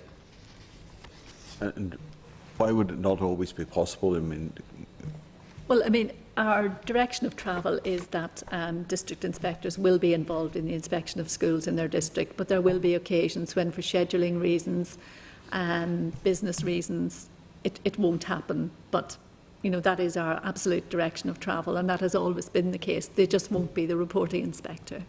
it would be particularly important, would it not, in school inspections in some of our more difficult, challenging areas? I think it's important for all schools. But it would be particularly important in those ones, would it not? Well, it's important in all of our schools that you know, the inspectorate is aware of the context of the school, and the district inspector brings that context. It would be particularly important, wouldn't it, in the case of schools which are in the more challenging areas? Well, you and I might. I think it's important in all schools, including. No, it is important. I accept the fact that it's yeah. important in all schools, but there are degrees of importance. I'm simply saying, would you agree that it's particularly important in those schools? Including those schools, yes. I mean, definitely it's important that the context of the school is known to the inspection team, and the district inspector brings that district knowledge with them. I'll take that as a yes. Okay, thank you, Mr. Thank you. Sorry. Recommendations 7 and 9, these were two of the most important, I think, recommendations from the committee. In recommendation 7, the whole point of having a separate report was so that the first one allows the school to, so it doesn't go out to the press, and it doesn't go out, and therefore you don't get all the hoo-ha in the press that rips the school apart and pulls it apart. And yet all we've got as replies remains under consideration. I mean, that was almost a plea. That was something we felt must happen and must happen soon. Well, I think what we've described is we do take, the recommendations of the committee seriously, obviously, and we do keep our inspection reports under review. That is without a doubt. Because our inspection reports serve so many different stakeholders, I don't think we'll ever satisfy all of the people all of the time. But what we've got at the moment is we have the inspection report that you'll be familiar with that's in the public domain. But we've also got the piloting of this running record, which is, if you like, a more detailed inspection report, which we trialled in post-primary schools last year and are trialling in primary schools this year. We haven't yet left it with any schools, but it is our intention, once we are satisfied with the quality of it, and we've negotiated with the teaching unions how that will be used, that will be, if you like, the more detailed record that goes to the school. And then we can look then at our inspection reports in light of that, what they will look like to the public, what goes out in the public domain. And of course, we'll also have looked at our performance level descriptors at that time. So by the next academic year, we should be in a position to have reviewed all of that. Okay, but I mean, it was almost one of the key findings. No, I mean, it's important that our messages are received in the way that they're intended.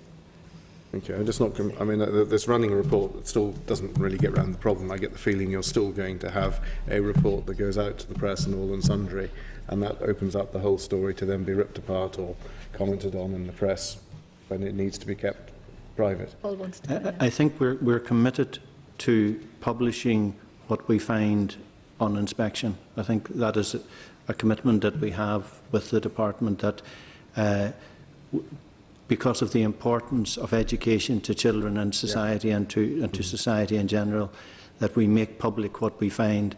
What we don't have any control over is the responsibility of the media and how they handle the information we put into the public domain. But you do by not putting the information all in the domain and the same. I mean, what we're really saying here is don't put it all in the domain. Think about what it does first, and then come with a second report, and then when you've had the chance to go through it all with the teachers, with the parents, with everybody else, then put out the detail. You're sort of avoiding the question, or avoiding the recommendation. We're not, I mean, and Paul has, I think, articulated that is not the case. We're not avoiding the issue. What we're saying is that we have an inspection report at the moment that's in the public domain. As Paul rightly says, we can't be responsible for what happens to that report. We have to report without fear or favour. But what is intended in the next academic year is that the running record will be developed. The school will be getting a more detailed report. So the school will be getting something different from what's in the public domain. That gives us an opportunity to look at what we put in the public domain, but we can't do that until we formalise what the running record looks like that we leave at schools, which is still in a pilot process. And at the same time, we're also looking at our performance level descriptors. So all of those things will come together over this current academic year for implementation in the next academic year. But in your answer, you said you have to. Pardon? What you said you have to put it. What makes sorry, it? You said in your answer just then that you have to put it in the public domain. Oh yes, we have a statutory responsibility to report. So we need to change the we need to change that if we're to get this recommendation in place. No, I mean, parents and other stakeholders have a right to know about the outcomes of the inspection of their school. So it's absolutely right and proper that we put a report out in the public domain. What that report looks like is within our gift and the gift of which is exactly what I'm trying to get at. We're asking you to look at what you say in that report. So it's different and separate. Anyway, look, there's no point. But I've explained that, Mr. Kinahan, I feel. The second one was, again, I'm making more point. The whole point of recommendation 9 was to make more use of the pastoral support, was to make sure that every school was working in a softer and a nicer way, and yet we seem to be ducking that one as well, in that you will try and do it, but you're not saying it's always going to be the case, which means we need more district inspectors. Well, we have a finite amount of district inspector time. I mean, that's a given, and in our current budget constraints, that's the case. But inspectors don't have ostensibly a pastoral role as part of their district inspector role. There may be an event that takes place in the school, a tragic event or a traumatic event, where the district inspector will visit that school in a pastoral capacity. But the district inspector role, and this is very clear and it's in the public domain, is an opportunity for the school to engage professionally outside the context of the formal inspection. It's not, pastoral really is not the right word for that activity. It's a professional discussion that takes place outside of the formal inspection process. And because that's a sort of a conversation that takes place outside of the formal inspection process, it doesn't mean to say that inspection principles aren't relevant. They absolutely are. We're still inspectors, whether we're a district inspector or whether we're carrying out a formal inspection. But there is that opportunity to engage professionally outside of the formal inspection. But what we're trying to get across is we want it to be done in a more pastoral way. Well, anyway, I think we you know, the district inspector role you heard was highly valued by everybody. So I think that professional engagement does take place in a manner that's conducive to promoting improvement. But the word pastoral is definitely not the right word to be using, because pastoral... Okay, but it's the word that we wanted to use and we put in, but anyway, thank you. Paul, did you want to... Yeah, just to say that I share the view that the district inspector role is very important, and I know that it's highly valued by schools, and it's not unusual for schools to phone our inspection services branch to ask if the district inspector would call, for the principal to ask if the district inspector would call. Perhaps they've just reviewed the school development plan or something and would like to have a professional discussion with the district inspector about that. The difficulty about having the district inspector on every inspection, and I honestly believe that if we could do it, we definitely should do it, but the difficulty is that the schedule of inspections was not drawn up. You know, the main driver towards what school goes on an inspection schedule at the moment is how long it's been since its last inspection, and that's not neatly distributed across all the districts. So in any given year there could be more work in one district than another. There are also the outcomes of the schools from inspection across the districts vary considerably in some cases. So one district inspector could have a much larger number of interim follow-up visits, of follow-up inspections, etc. And we have a duty of care to our inspectors, and we have to be mindful that if you happen to be the district inspector in a particular district with a very heavy workload, we can't expect you to be on every inspection. So really that would be the main reason why the schedulers are not able to put a district inspector on every inspection. It's to manage the workload of individuals and to recognise the fact that the challenges and indeed the inspections are not equally spread across Northern Ireland. Okay, thank you. Thank you, Mr. Newton. Just a short one again, Chair. I mean, in response to a number of the questions in this section, you have indicated to the members that you can put in place timelines. Why are the timelines missing from your response? Well, I don't think I've said that. You know, the issue that we were talking about just there about using the running record, you know, we piloted it in post-primary last year, we're piloting it in primary this year. The intention is that we will implement the new process from the academic year next year. But as with all pilots, it depends on how the pilot goes, what it tells us. But that is, we have a timeline in mind and we have an intention when we're going to implement. Forgive me, you have a timeline in mind, that's sufficient, presumably professionally you've considered that. Why in the response to the committee are the timelines not put in place?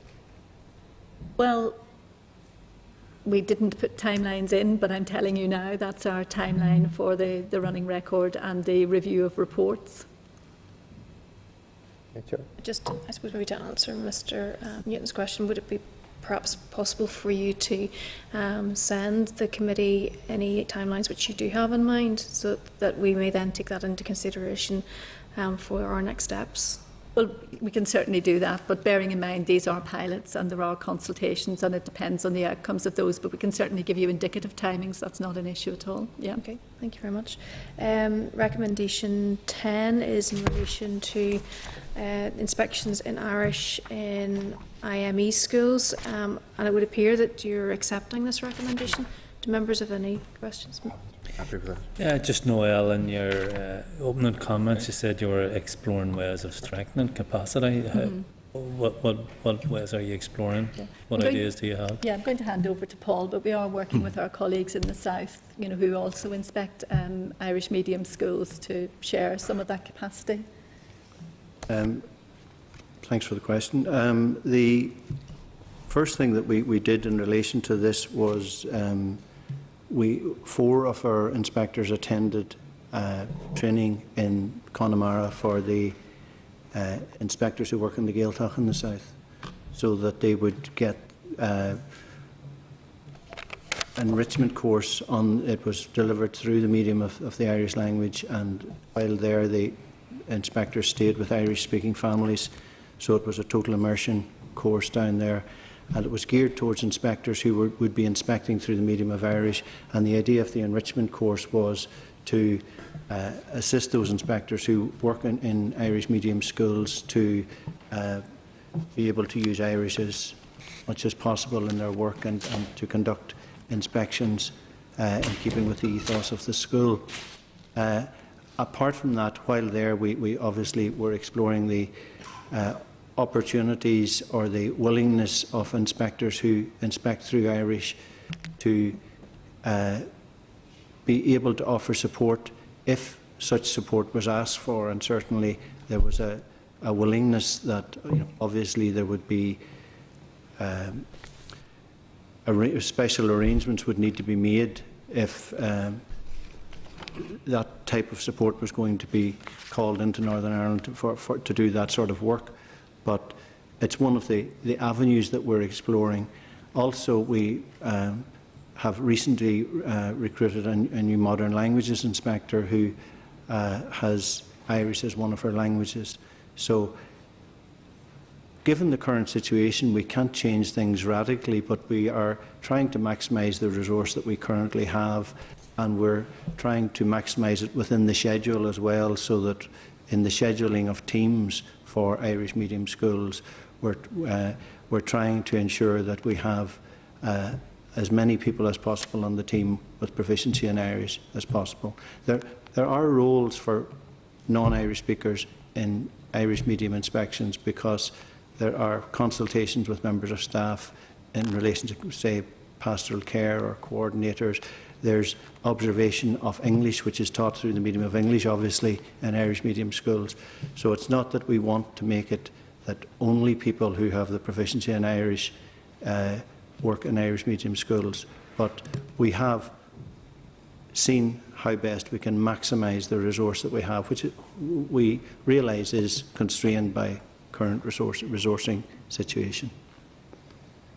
Thanks for that. And just in terms of the visit to the Gaeltacht in Connemara, say that 4 inspectors were involved in that for 2 weeks. No, it wasn't for 2 weeks. It was within 1 week. It was within 1 week, only right, 4 days. No, I've no complaints about that. But I mean, a 1 week course in the Gaeltacht isn't going to provide much upskilling if someone doesn't have the basics of the language in the first place. Yes, I think the 4 inspectors benefited considerably from it, and I think they had enough Irish to conduct their business during the course through the medium of Irish. And no, I'm not saying they wouldn't benefit from it. Yeah. But what I'm saying is that it wouldn't bring them to sufficient standard to carry out an inspection in an Irish medium school. If they were going in, for example, to observe lessons being taught through the medium of Irish. Well, certainly, unless their language skills were at a particular level in the first place. Yes, I think I would agree with you on that. Yeah. You wouldn't start from a baseline of 0 and go on a weekly course or indeed a 2-week course. But the 4 inspectors, I think their language skills were at a level that they could benefit from the course. And I just use that as one indication of something that has happened since we were last in front of the Assembly Committee. As we do with all our inspectors and their specialisms, we look for professional development opportunities to ensure that they're as well equipped as possible to carry out their work, regardless of the phase or regardless of the specialism. And I'm not criticising it. I'm just suggesting that that on its own isn't enough. But moving on then just to the issue of support from the 26 counties, from inspectors down there, what are the obstacles to bringing in support from the south?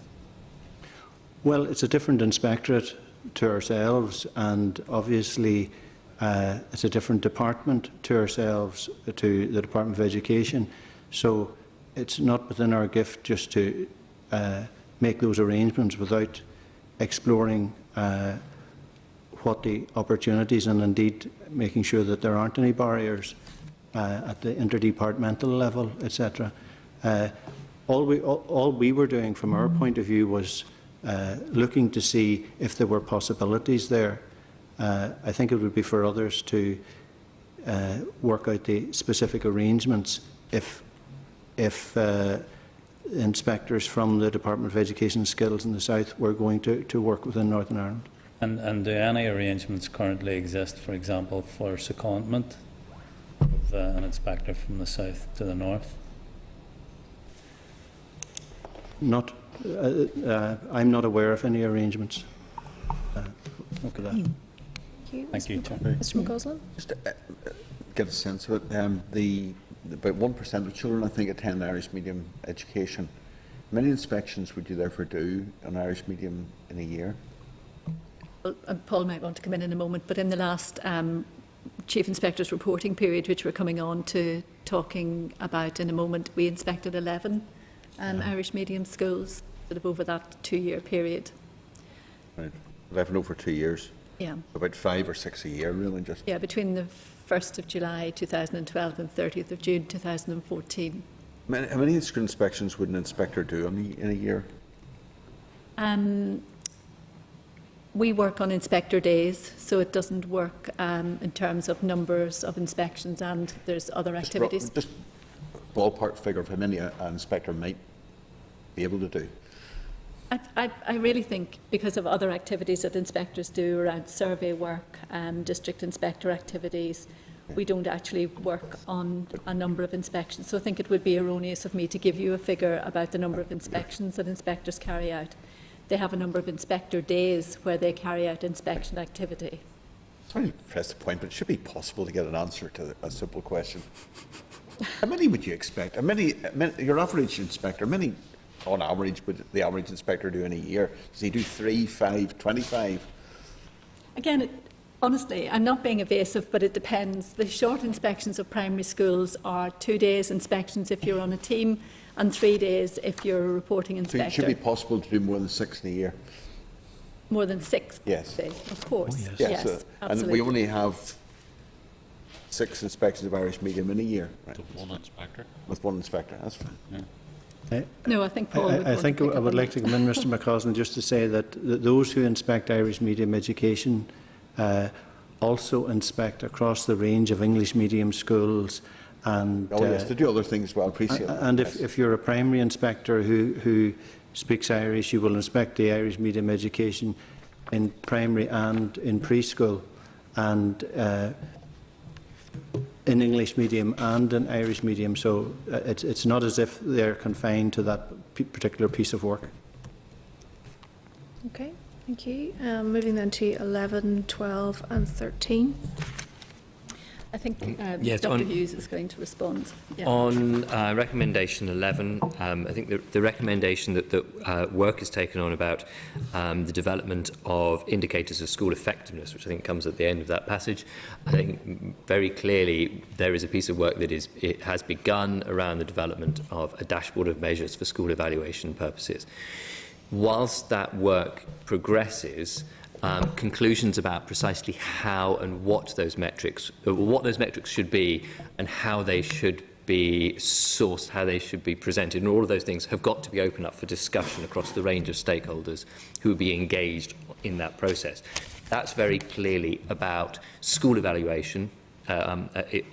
Evaluation, for example, one of the options certainly that we would take very seriously is about how schools can demonstrate the progress of pupils from where they've entered the school to their attainment by the time they leave, or milestones in between.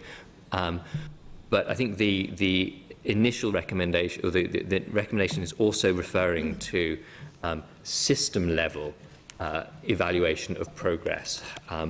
The system as a whole, does it ensure the progress from a certain level up to an expected level or beyond, or falling short of that? And in those circumstances, we would certainly make the case that the full implementation of the levels of progression assessment arrangements, which are now in their third year, those would certainly provide that information at a system level. Okay. So we would distinguish the two. And at what stage do you plan to engage with stakeholders in and around this dashboard of measures which you're currently looking at? Some initial conversations have already begun. It's been part of the conversation with teacher representatives around assessment as well, and we've agreed that there should be a panel established. That panel hasn't yet met, and the makeup of that panel hasn't been determined. But that work it's begun, but it hasn't sort of reached full steam, I think is probably the best way of putting it. Okay, and there was an issue, and it was raised before the inquiry, and obviously became an issue during the inquiry around context, and that schools sometimes feel that sort of the added value within schools then maybe isn't taken into account, and there's clearly a piece of work which needs to be done with the inspectorate in order to explain exactly your position in relation to that. Yeah. Well, I'll come in, and maybe David, if you want to come in. I mean, the NISRA survey for 13-14, 80% of those responded felt that they had an opportunity to explain the context of the school. So we would give the school an opportunity to explain their context at the beginning of the inspection. As I said, the district inspector is on most of the inspections that we undertake. And also we have contextual factors that we take into account in relation to a school, like the number of pupils on free school meals, the number of pupils with special educational needs, the levels at which a pupil enters the school. So I think that NISRA response, and the fact that we do have opportunities for a school to outline its context, do indicate that we take the context of the school into account. But no doubt we're looking, positively to the development of these dashboard measures as an additional method of being able to take the context of the school into account. Okay, I suppose this is where there's a difference then between what NISRA say and what GTC and I have said, because our information was that only around 30% of principals felt that inspection took account of value added. Well, I come back to the NISRA survey being carried out by the statistical experts and being proved to be valid and robust, and 81% of those say that they have an opportunity to take the context of the school into account. But as I keep saying, we're a continuously improving organisation. If there's more that we can do in terms of taking the context into account, then we're happy to do that. Governors now, for example, get benchmarking data sent to them about the performance of their school, and that gives them sort of a good view on where their school sits on the continuum of similar schools. So I think all of the time things are improving around both schools being aware of their context and the inspectorate being aware of their context, and obviously the department's new measures will be a really positive step. I think I'd certainly add that what we're envisaging with a dashboard is, as it were, a one-sider that will give sufficiently sophisticated amount of information that will tell at an instant more than just a bald figure or a couple of bald figures. And I think context is something that would need to be shown on that. So in a way, you have a set of figures or a set of data that can be read very quickly that describes a school, where a school is on a number of different measurements. Very definitely a quantitative account of that school, which then would complement a qualitative account of an inspection report, where the same information may well all be part of the consideration, but there is a considerable difference in the way in which it's been produced and the nuance and the sophistication. So if you have both of those things, a quick one-pager and the results of an inspection, then the school is well served, but also the public is well served, the parents are well served, the school itself is well served, being able to give account of itself. Okay, Mr. Kinnan. I like the idea, but would you expand more on what's in this dashboard? Well, the thing is, what we don't want to do is tell everybody what's in the dashboard, because we want to engage with stakeholders about what should be in the dashboard. Do you see what I mean? We're not going to sort of sit in our huddle and decide. Give us a clue. I can give you some clues. But what I mean, there should be some measurement of attainment. Right. How did people do in their course of their school career? There should be some measurement of progress, which is you can't just say how they've attained if you don't know how they've come in, as it were. And that's a lot about evaluating the school. What has the school done for the kids who've arrived? Mm-hmm. What has the school done? How have these kids done in that context? There needs to be some context.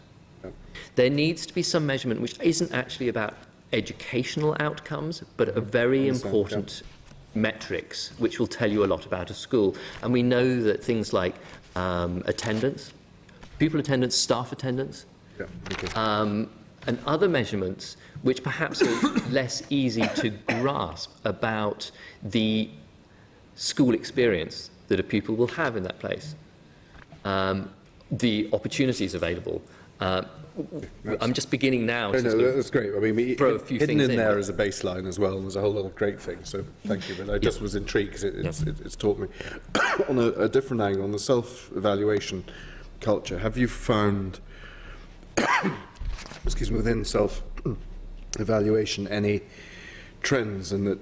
When we went to certain schools to see how they did self-evaluation, because it was a big school and quite a wealthy school, it therefore was using outside companies. But there must be relationships in sizes of schools, to wealth of schools, to who can do it well and who can't, and therefore can the department then look at something that broadly goes out to every school, so they all at least start with a basis of self-evaluation that they can do? Well, there is a kind of the introductory element of it is going to be, and Noel mentioned, the department sends out benchmarking data, but also the data pack in respect of the data that the department has in respect of a school. It's very clear that data pack is what the department has in respect of the school, on the understanding that there will be a lot of other data within the school. And there is guidance about how that then can be interrogated. And it's particularly useful for governors. I mean, this is where we're the starting point, I think. I think in terms of the introductory work being done with new governors, a part of that is always going to be part of your role is knowing the school, knowing how it's performing, but also knowing how to ask the right questions. And so that is part of the development of the governors. Okay. I would just make the point that I think the skills of self-evaluation, the skills of interrogation of data, have developed enormously within the school system here. Because there is this policy of self-evaluation and self-improvement, it is supported throughout. And these skills are very well developed. And I think if one looks at some other education systems, that degree of self-evaluation is not always found, certainly not as comprehensively as it is here. Thank you. Thanks. Thank you, Mr. Craig. Perhaps I could just add, sorry, Chair, that the work of the Inspectorate promotes a culture of self-evaluation, and when we initially drew up the Together Towards Improvement framework for inspection in 2003, it was originally set up as a framework for self-evaluation in schools that could be shared with schools, and we deliberately, although we drew it up in a PDF format, we deliberately made a Word copy of it available so that schools could tailor it to suit their own self-evaluation. And then when it was revised in 2010, we consulted with stakeholders as to how it would be most useful for them, and so it could be aligned with the inspection process. So that really, if they were conducting rigorous and regular self-evaluation, there should be no surprises at the time of an inspection, because they should have covered the areas themselves in that. Okay, thank you for that. Mr. Thanks, Chair. And it's quite interesting what you're saying there, Paul, because I've experienced that. It is absolutely true. One of the things you do help is you introduce that sort of mentality and thinking of how do you continually assess what you're doing, because obviously your game is all about assessment, but you do it as almost as a photographic shot. But you do, and this is back to what we said about, you know, the inspectorate's role in the improvement of schools and helping schools to improve. You know, that is part of that process. Well, value added. This actually fascinates me, because I've always asked myself the question, you know, there's always this argument about the 25 or 26% of school who technically are failing to reach the 5 GCSE level. I say technically because in many respects some of those children, their future will not be in academic education. It's in vocational exercise or avenue somewhere. How do you measure the value added aspect of this? I have a fair idea because I've seen it done. I've also heard of a school who went out of intervention because they could prove the value-added attainment within the children, even though they did not meet the academic standards that we're allegedly trying to reach. Okay. I mean, I think you raise a very important point about progress. We would expect a school to be able to demonstrate the progress of their pupils from where they were to where they are now. And that is a very key driver of the inspection outcomes. And there is a difference between low achievement and underachievement. You know, if you've got low achievement, then that child is not achieving to their potential, and that's an issue for that child. If you have, I've got that, I need to put that the other way around, in actual fact. Underachievement, if you have a child that can achieve better and has not achieved to their potential, then that is an issue with the school.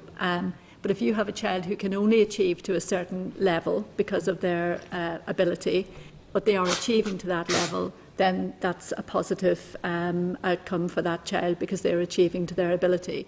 And schools should be able to demonstrate where children are from their starting point to where they are now. And good schools are able to demonstrate to us the value that they add to a pupil's learning. So, you know, just as you've described, so you will have schools that maybe don't meet I'll use the word benchmark for that particular type of school, but they have been able to demonstrate to us that they have added value and that their children are progressing to the best of their potential. Mm-hmm.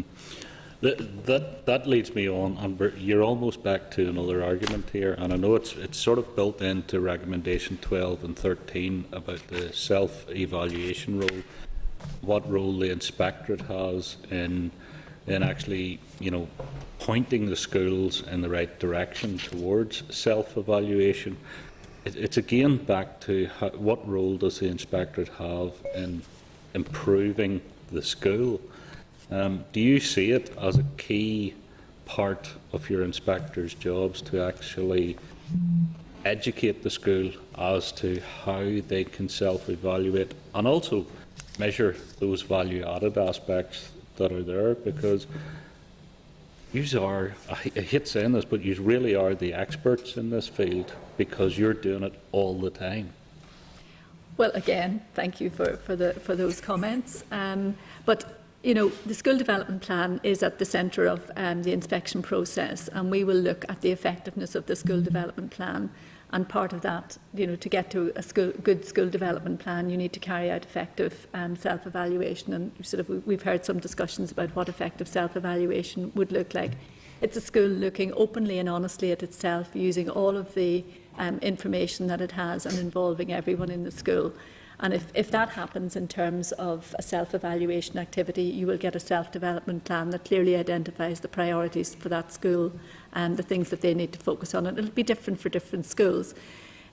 District inspectors will have that professional dialogue around self-evaluation in the school development plan as part of their district inspector activities. But the school development plan itself is a really sort of fundamental part of inspection. And certainly as we roll forward with the sustaining improvement pilot inspections that we're doing of very good and outstanding schools, every 3 years we intend to visit those schools and do a one-day visit to see if they're sustaining their very good and outstanding status. The school development plan is absolutely at the centre of those inspections too. David, you wanted to come in there, or was the point passed? No, I was only going to comment that the element in support of the self-evaluation, self-improvement culture, which I forgot to mention, which is actually a very, very important part, is the guidance on school development planning, which is a very straightforward but also very clear and helpful sort of introduction to that approach.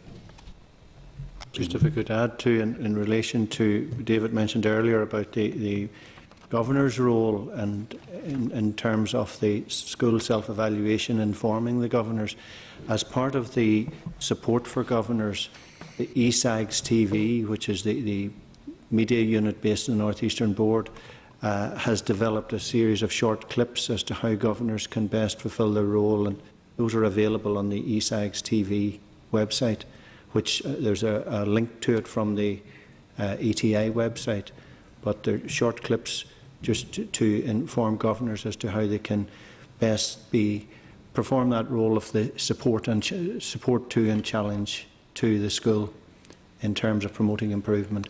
There are also some recently filmed clips by ESAGS TV with the assistance of ETA, which focus on improvement journeys in schools, of schools that had deficiencies in their provision and how they addressed them.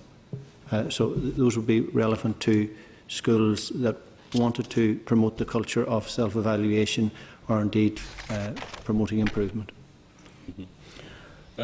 Just final wee question, and it is a wee one, because on recommendation 13, I see in your response you're talking about the longer term implementation of that. What do you mean by longer term? Because timescales always worry me around these things. I see a lot of this just as common sense, and some of it is work that I think good inspectors do anyway. So what is meant by longer term approach? So I was just going to say the term longer term is actually the committee's term in its recommendation. The recommendation is the committee recommends that in the longer term. When self-evaluation is effectively embedded in schools' consideration to give to revise inspection. Well, have you any views yourself then on the timescale that would, take to involve yourselves more deeply in this process? Well, I think it's a continuing involvement. I would say, we've talked about the district inspector resource is what it is. It's something that we have to fit in around inspection and survey work and other activities that we undertake. So we're committed to self-evaluation and being at the centre of school improvement. So any resource that we can give to promoting self-evaluation, we will give. I don't think I can be sort of any more definitive than that. Thanks, Chair. Thank you. And the last group are 14, 15 and 16. 14 seems to be a general assurance, but there doesn't seem to be a timeline. And 15 and 16 you appear to reject. That be inadequate? I'll mention 14. I think what the committee recommends, I mean, it is a very admirable recommendation. I think it would be a very good thing to have. I think what the department is not in a position to do is say categorically this is something that we can put in place within a certain timescale, because I think it would be quite a considerable exercise. It is also something which would need to be done with the operational work of the Education Authority, and therefore it would need to be done in partnership between the department and the Education Authority, and that that will be some way down the line before exactly how that can be taken forward can be determined. You accept that there is inadequate. I think it's yes. I think it's work with parents. It's a recognition that at the system level, and I'll be very careful about that because at school level, I think schools can very often have very good connections to parents. I think at system level, it's been observed to us, and we're aware that there isn't sort of a single point of contact which we can have absolute confidence is representative of views of parents. And I think that's very striking when one operates with partners in other countries which do have a parents representative body, and you think, goodness, that must make life considerably easier in some way. So we do recognise that it would be a very attractive thing to have as part of the overall landscape. And certainly that was reflected to us last week in our meeting with Parenting NI when we were discussing shared and integrated education and moving forward, and how difficult it is actually to have a forum as such. But I suppose really guidance obviously would need to come from the department in that, but it certainly is something which should be pursued. I think we certainly recognise the attractiveness of that as something we would want. Okay, and just in relation to 15 and 16, is the change of the name, and then I suppose divided opinion clearly in the committee around the statutory independence. Yes, and I mean, in our response, we've said that the department will continue to bear in mind the committee's view, but there are no plans to change the name at the moment. I mean, you will know that the Education and Training Inspectorate doesn't just carry out inspection activities for the Department of Education. We also carry out inspections for DEL, DCAL, DARD. We worked with the Criminal Justice Inspectorate. So we don't just carry out inspections of educational establishments, we carry out inspections of training establishments also. But I think it's less, I come back to sort of a point I made earlier, it's less about what we're called as an inspectorate, it's more about our effectiveness. And as I outlined at the beginning of the meeting, we do have a role in promoting improvement, and the fact that we are called the Education and Training Inspectorate doesn't prevent us from carrying out our improvement role through the inspection activity, the district inspector role, the follow-up inspection activity, and the promoting improvement in English and Maths direct improvement project that we're involved in. So, at this moment in time, there are no plans to change the name of the inspectorate. Okay, and then in relation to the statutory independence? Well, again, that would require a legislative change, but again, the department has no plans to change the nature of our statutory role.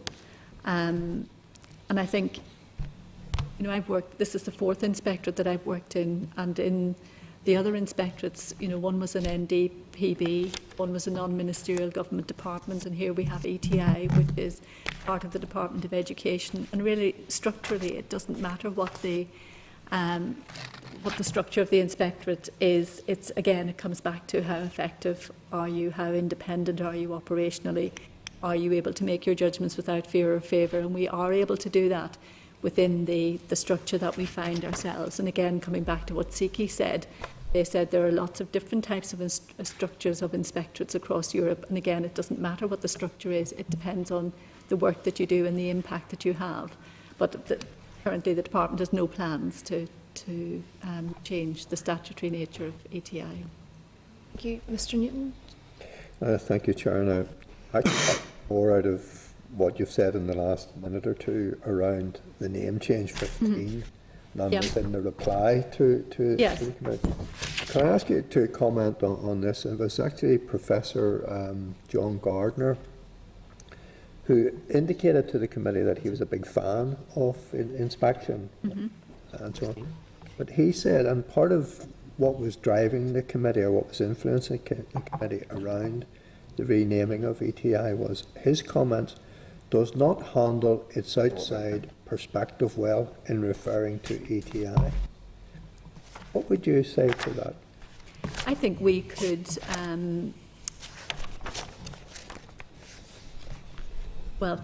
publicise the brand of ETI in a more effective way than we do at the moment. And I think we have met with our press office, and we are intending sort of to take more of a forward foot on how we articulate the work that ETI does to the wider public, and just to demonstrate the effectiveness of ETI in improving the quality of provision for children and young people in Northern Ireland. So I think he's right. I think, you know, there's always more that you could do. We're so busy doing the day job that we actually haven't publicised our role in nature as effectively as we could, and I think that is something that we could do better. Can I suggest to you that it is easier to promote a new brand than to refresh an established brand? Well, we've just had the launch of the Chief Inspector's report, and we've had, you know, quite a lot of media coverage of that report, the Chief Inspector's report of the Education and Training Inspectorate. So I think, you know, our brand is getting better known than it was previously, but there's always more that we can do. I think we have a key role in promoting improvement in the education system in Northern Ireland, and I would like everyone to know that. What was the extent of your consultation, I presume internally, around recommendation 15? Well, I mean, with all of these, the Inspectorate and the Department liaised in terms of what the recommendation was and what our response would be. So we had internal discussions between the rest of the Department and the Education and Training Inspectorate. Could I describe it as a wide-ranging discussion? Well, I suppose you could describe it as a I think you describe it as a wide. Yes. Yeah, I think it's worth saying that that so many of the recommendations of the inquiry report touch upon policy areas within the department, and indeed, you know, throughout the department, that there would have been considerable interest. Colleagues in quite distinct business areas who had an interest in parts, but because it is of a piece, there was consideration across the recommendation. Even though your response was quite succinct, there was a wide-ranging discussion. There wouldn't be a universal view in the department or in ETI that we need to change our name to be more effective. No, I think we're effective.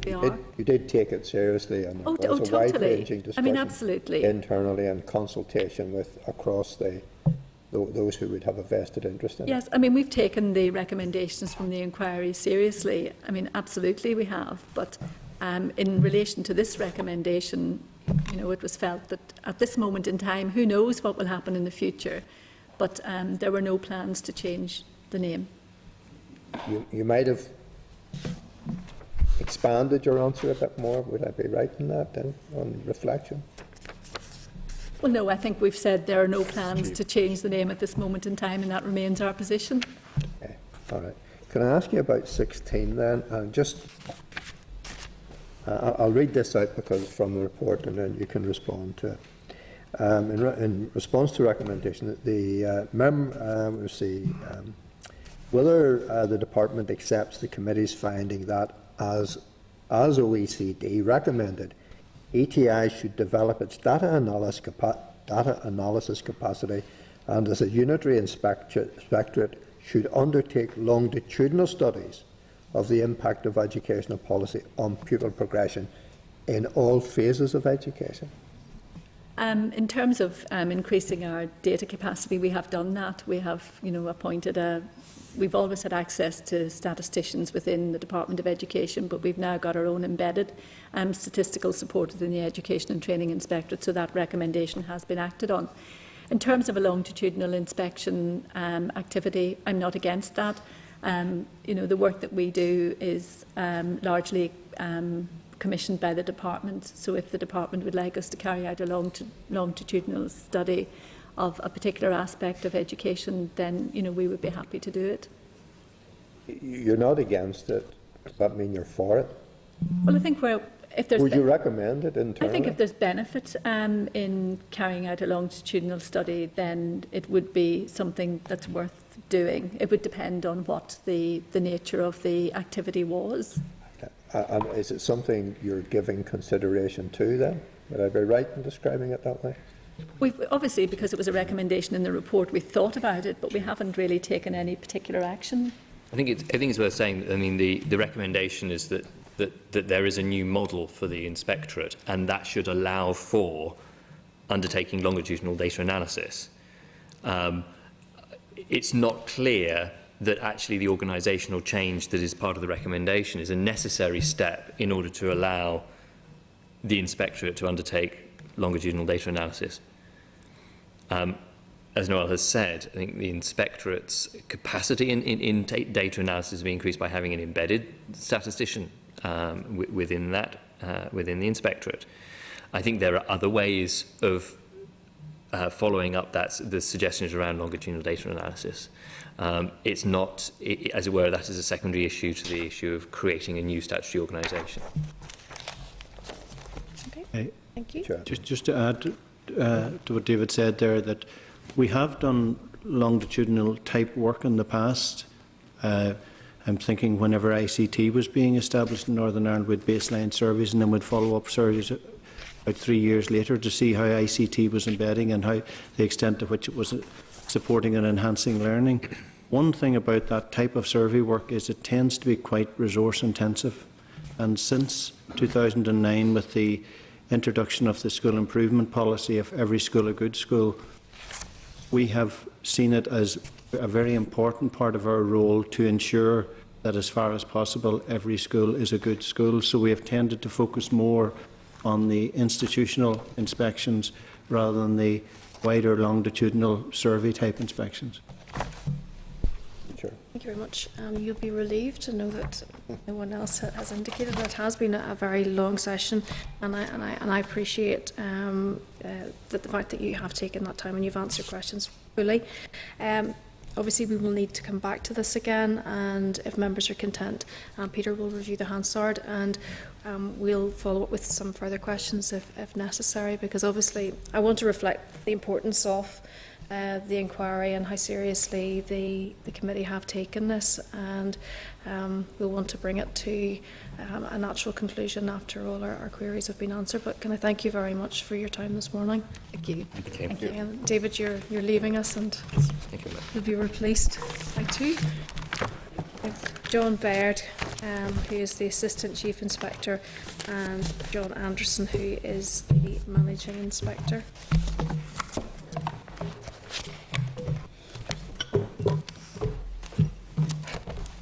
Okay, just go to quorum. He's coming back in.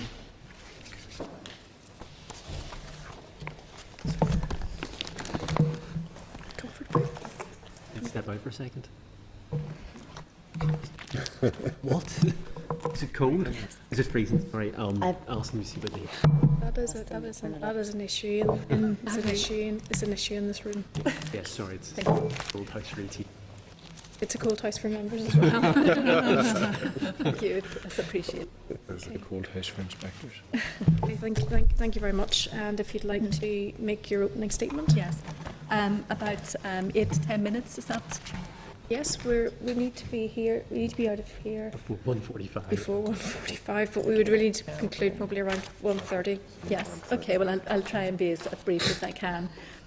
You've met my new colleagues, John Baird, who's an Assistant Chief Inspector, who covers post-primary and youth, as well as the DEL, DCAL, CJI work that we do. And John Anderson is our Managing Inspector for post-primary schools. And obviously Paul is staying with us as the Assistant Chief Inspector for preschool, primary and Irish medium and special in particular.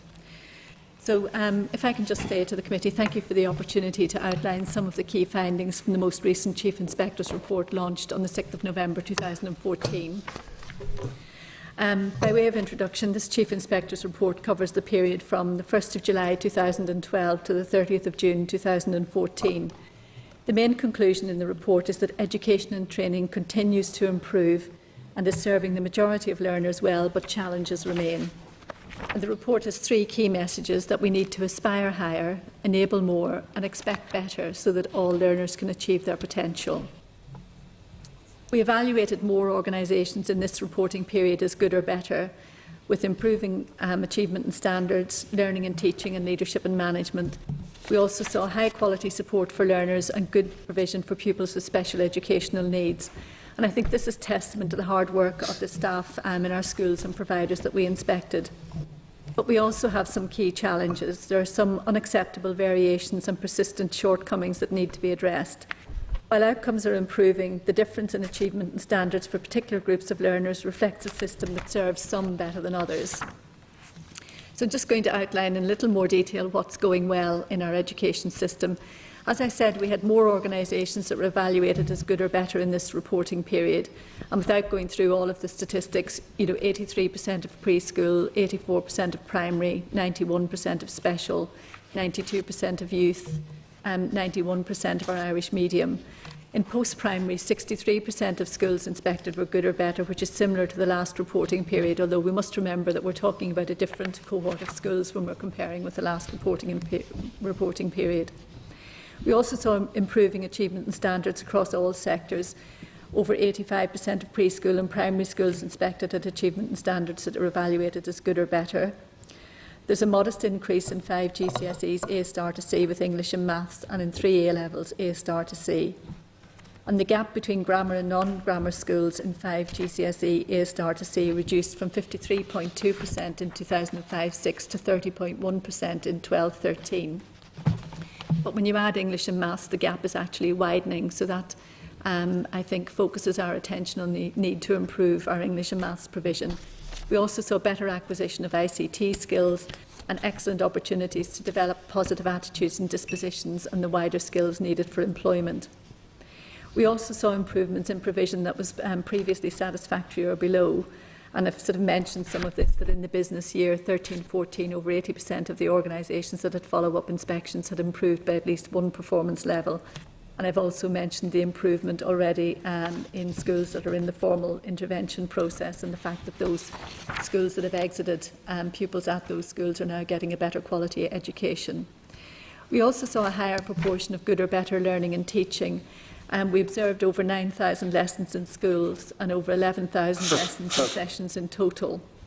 And we saw learning and teaching that was good or better in over 80% of preschool and primary and youth and special, and in 78% of post-primary schools. We saw provision for special educational needs that has improved significantly. 91% of special schools were evaluated as good or better, as I've already said, but we also saw that provision had improved for special educational needs pupils in mainstream schools. We saw good collaboration between the special schools and the mainstream schools, and capacity building to identify developmental issues early and to put in place appropriate support. We also saw good provision in further education around students with learning difficulties and/or disabilities, so there's good opportunities for progression. But we saw improvements needed in dealing with persistent and challenging behaviour in some special schools and in the transition post-19 to post-school provision. We saw high levels of care, guidance and support in all phases, and we saw improved leadership and management in most phases. In preschool it was 80%, in primary 85% good or better, in special 90% good or better, in youth it was 88% good or better, and most of the EOTAS, the education other than at school and the alternative education provision, was good or better that we inspected. But post-primary remains similar to the last reporting period, with 66% good or better, compared to 61% last time. But while I've outlined some areas that have improved in this reporting period, there are still some areas that need improvement. We have a number of key challenges, and two of the biggest really are in relation to achievement and standards and leadership and management.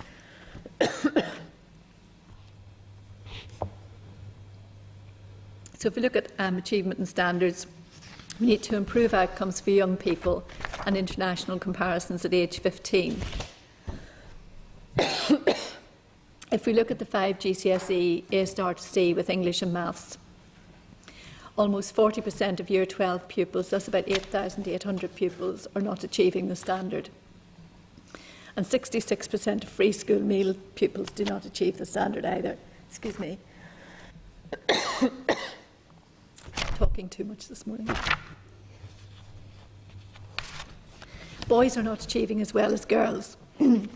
And we saw, excuse me, 56.4% compared to 65.5%. Sorry, would you like a couple of minutes break? For, No, I think I'm okay, thank you. You can get your coffee if you want. No, I'm fine. It's the time of year, I think. Okay. Literacy and numeracy at Key Stage 2, over 5,000 children are in schools where achievement and standards were evaluated as less than good. And we need to improve our outcomes in PISA for pupils aged 15. Excuse me. We also need to ensure high-quality leadership and management in all provision. We need to improve leadership and management in 20% of preschools, 15% of primary, 34% of post-primary. So there's about 21,000 pupils that are in schools that we inspected where the quality of leadership and management is not good enough.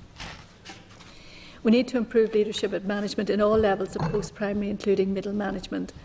Although 73% was good, not enough was very good or outstanding.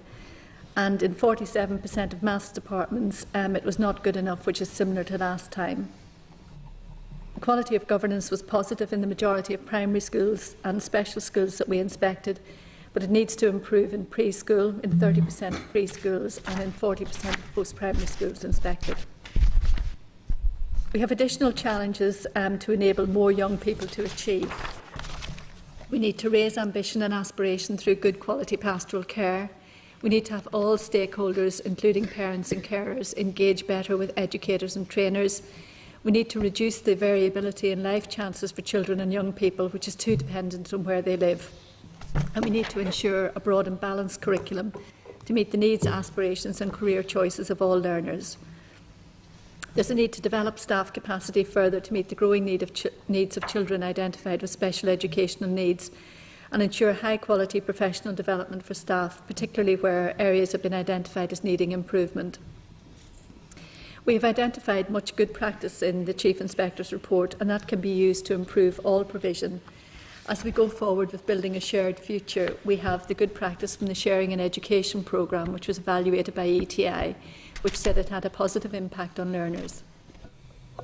So in conclusion, Northern Ireland has a good education and training system which serves the majority of learners well, with strengths in the high academic outcomes for some groups of learners, very good care guidance and support, and high quality leadership in many schools and providers.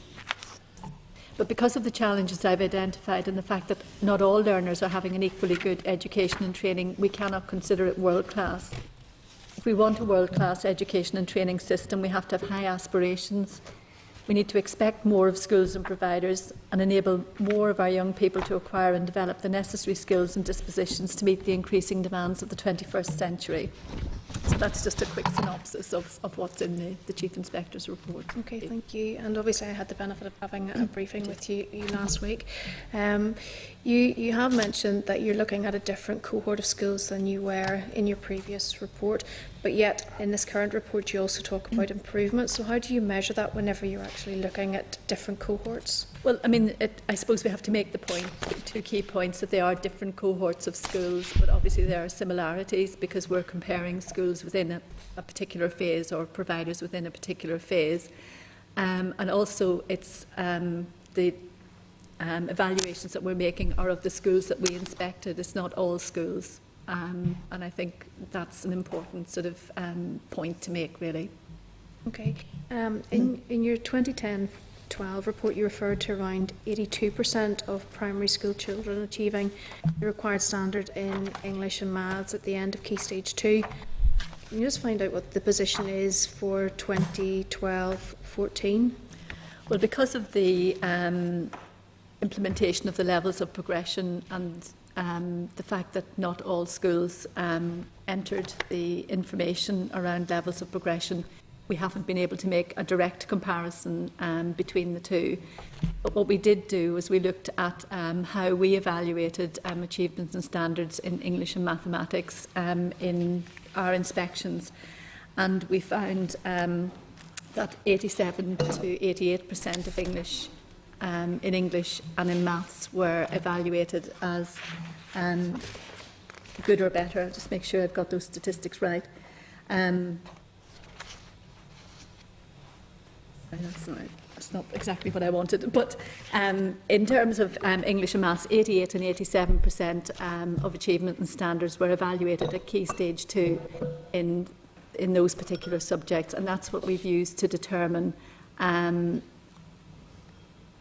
quality of English and Maths in our primary schools.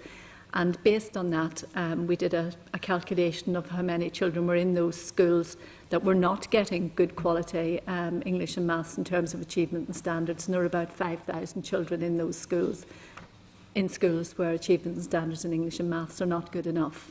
Okay, and is that demonstrating an improvement?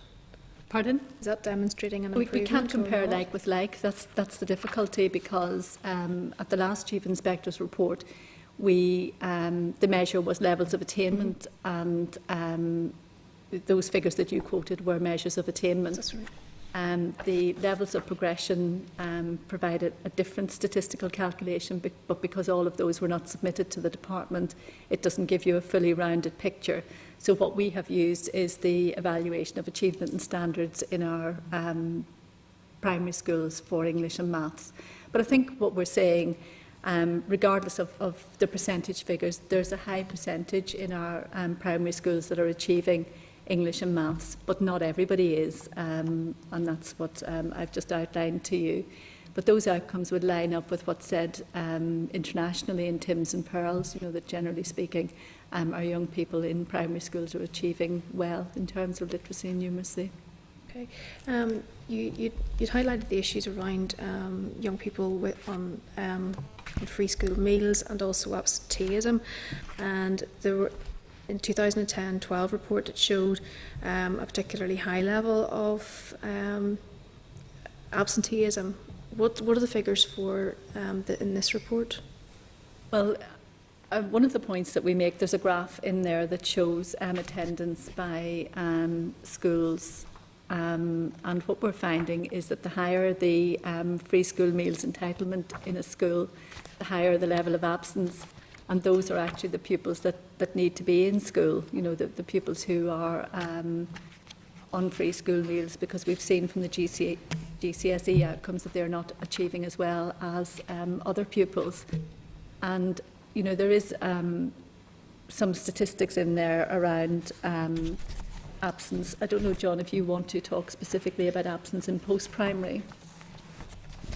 Yes, there has been a slight improvement in attendance in post-primary. What we've been able to identify in inspections are the methods that schools use to improve attendance, and they can put in some more positive reward systems that encourage attendance through straight rewards. But actually, the schools that are most effective are the ones that they recognise they can't solve it on their own, because they're addressing social and environmental issues. And the schools that are most successful are those who are working with other agencies that work with parents at home in the community. And for example, we published a very interesting report on work in North Belfast and West Belfast, where the schools there had worked very successfully with a range of agencies and able to promote improvement. And what we've seen through post-primary inspections is those schools that are aware of those lessons, they heard about the schools through our report and have copied some of the methods and applied them in their own schools, and they've seen equally good effects. So what we try to do through inspections is identify those approaches that work better and encourage other schools to take notice of them. And we draw schools' attention to that report that we published on full-service schools in North and West Belfast. And the beginning, I'm aware of work that's being done, particularly through the role of the district inspectors, to let the other schools in East Belfast, for example, know about that. And they've taken a considerable interest in beginning to see how they can apply some of those approaches to be more effective. And in paragraph 22 of the report, which was the statistic I was looking for, an attendance rate of 90% equates to missing around a month out of 10 months of schooling in a year. I mean, it's really quite a stark statistic. So attendance is really important, and that's how we have identified in the report the need to engage with parents more, to reinforce to parents the importance of your child attending school. Okay, obviously you've highlighted the positive impact that the full service school has provided.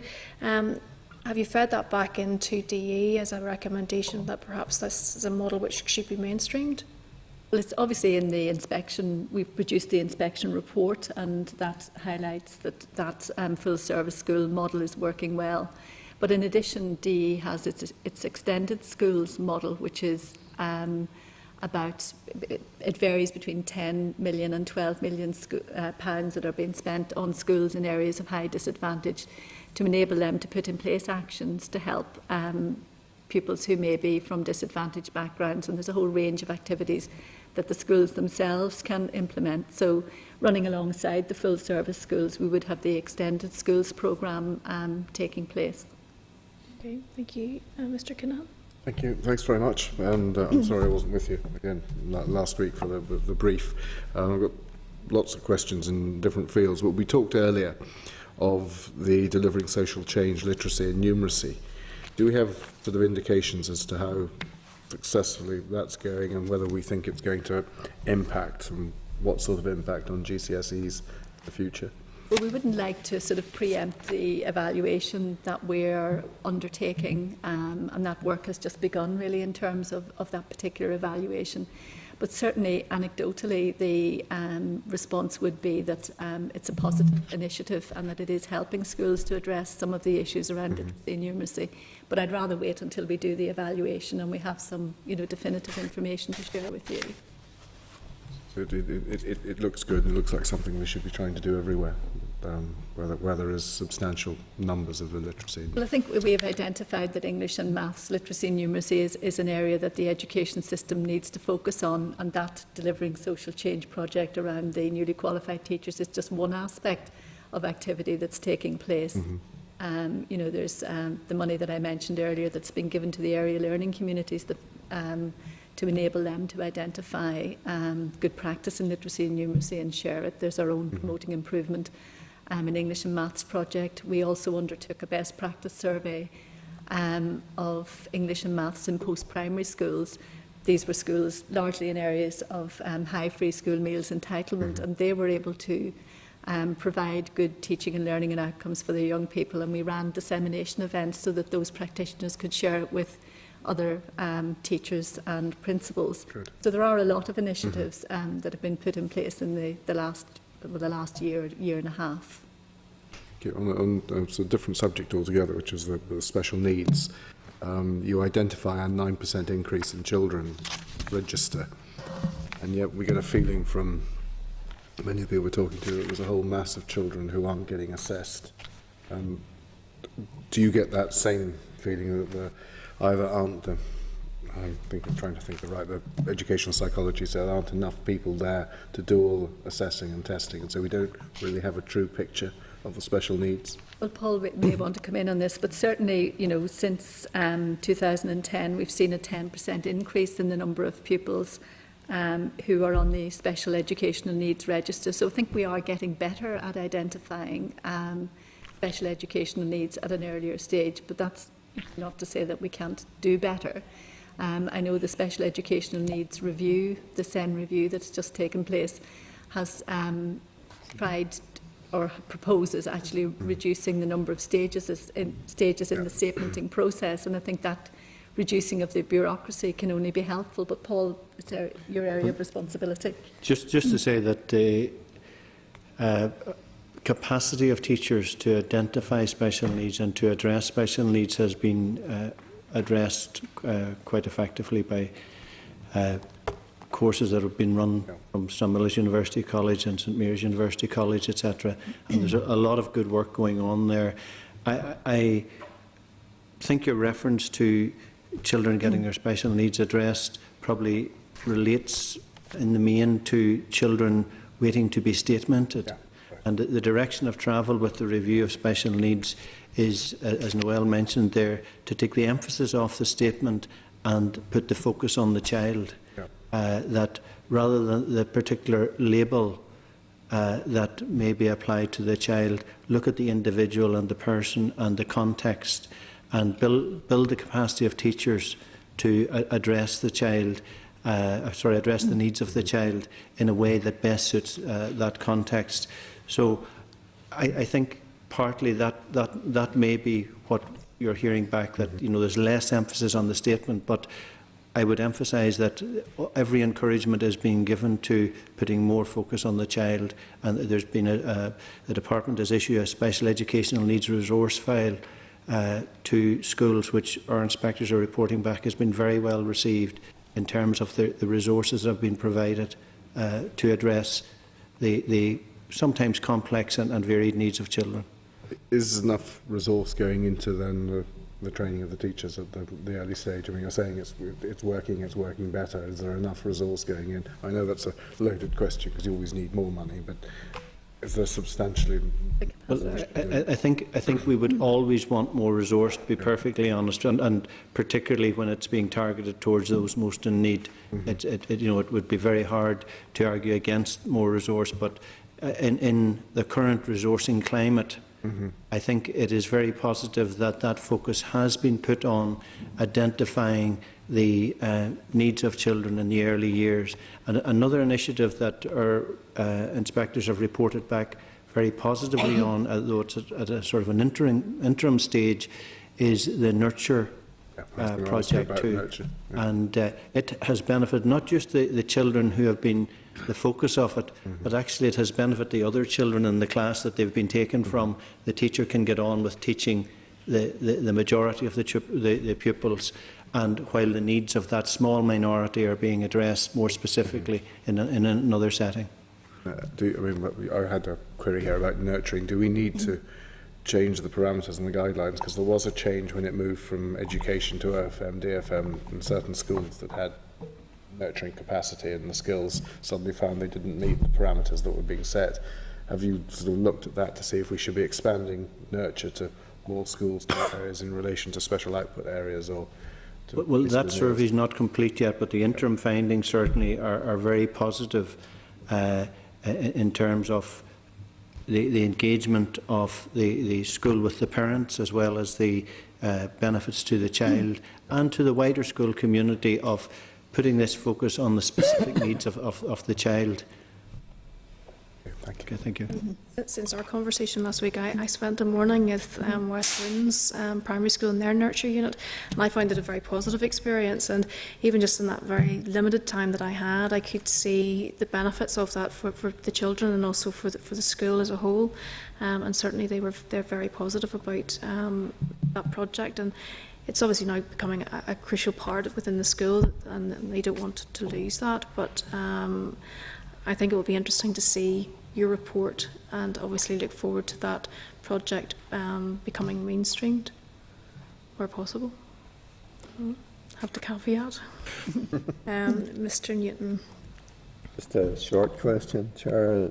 It's paragraph 48 where you refer to the full potential of the pupil and the importance that their wider skills and dispositions are to be developed fully. I wonder, could I ask you if what best practice you have seen in that area, and whether or not that will be highlighted, shared, and hopefully embraced by other schools? I'll come to John in a moment, who's been looking at that particular area. But we had Nigel Smith from the CBI did the response to the Chief Inspector's report at the launch last Thursday, and he very much emphasised the need for pupils to be rounded in terms of their wider skills and dispositions. And I think schools work very hard to make sure that they have got well-rounded pupils. But I will ask John maybe to elaborate a little bit on that. Certainly, thank you very much indeed for the question. We see it in a number of ways in post-primary inspections in particular. We see it in the way the school addresses pastoral care. Pastoral care is often usually rated as one of the most effective aspects of most of our schools. And encouraging young people to take responsibility through pastoral activities translates then into the classroom, which is the second place where we see it. And effective teaching approaches will encourage young people to carry that responsibility taking and that ability to work with each other, as well as work, concentrate as they're doing themselves. Effective teaching approaches will build that effectively in the classroom. The third way we see it is through not just the formal curriculum in the formal classroom, but also in the non-formal provision of the school. All the things that a school does that are extracurricular, that are not part of taught lessons, which again extend that responsibility. Just to give a few quick examples, you can see where, for example, more older pupils in the school are given responsibility to mentor and support younger pupils, to help them, first of all, to transfer from primary schools to post-primary, and secondly, to work with those young people who may have difficulties at home, that's making their attendance poor, or helping them with their literacy or their numeracy. And that kind of growing responsibility as young people mature through the post-primary school builds up all of these wider skills and capabilities. The quality indicators that we use, which have been referred to already under the earlier discussion today, identify these very well and very fully. And therefore we do gather evidence. You can't count that aspect, but you can measure it in terms of its quality, in terms of the way young people present themselves to you when you're there as an inspector, and getting a very good sense of that very quickly when you go into a school.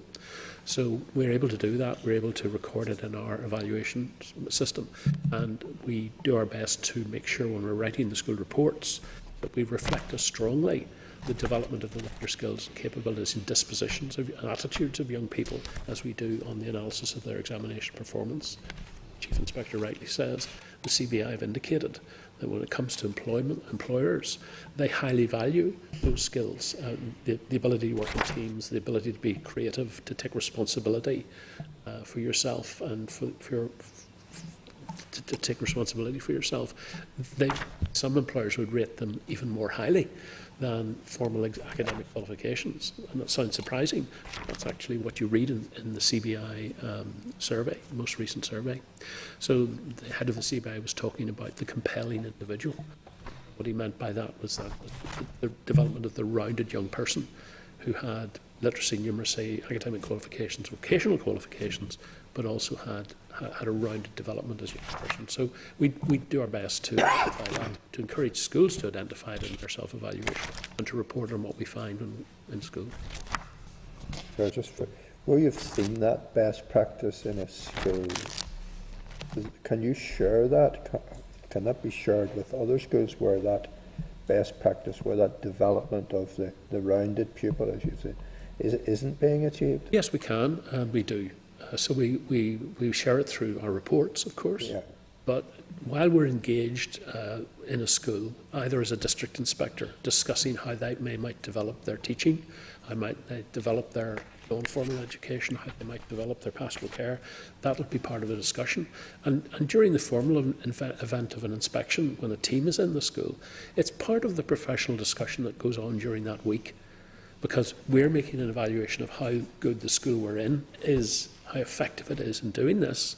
And if it's less than effective, the natural professional conversation that goes on constantly during an inspection is to help by sharing what we've seen elsewhere and what they could be doing that they may not be doing, but we've seen work well elsewhere. So we have that professional discussion all the time. Is it being picked up, Chair, is my simple? Is it being picked up by other schools then? Yes, I believe it is, yes. And we see improvement in it. So. Thank you, Chair. Mr. McCausland. Yeah, thank you. Just a point at the beginning. I welcome the comments in regard to nurture units. I think they have been proven to be a real success. When I was in the Department for Social Development and when I arrived there were some that were being funded through neighbourhood renewal. And when I visited those, I was just so impressed that we pushed that and met the Education Minister, and I'm glad to see that there's now a general acceptance through the OFM, DFM initiative and elsewhere to pursue those, because I think it really makes a big difference in some of the, particularly in some of the more difficult, challenging areas. Just pick up on two things then. The 40% not achieving 5 GCSE, including English and Maths. Children are along a continuum from those who will be the most academically gifted to those who have strengths in other areas but may not be so academic. That figure of 40% not achieving, what do you think it's possible to get to in terms of what might be achieved? Because there will be some, unless you go to some extreme, there will always be some who don't quite fit in to the 5. So what do you think is possible? Well, I don't think we could speculate on the exact figure because it would depend on the potential of the child. But if we take Year 12, there were about 22,000 children who were entered for the GCSEs. And what we're saying is that broadly 8,800 of those didn't achieve the 5 GCSEs A star to C with English and Maths. I think that's quite a stark statistic. There's a considerable number within that 8,800 that I believe could achieve the standard with a greater level of support. And we've talked about some of the initiatives that have been put in place recently to help those pupils. I'm just wondering there, and I appreciate that it is speculation, but on the basis of the professional experience and the years that you've had there working with schools and with children, can we get it up to 90%, 80%?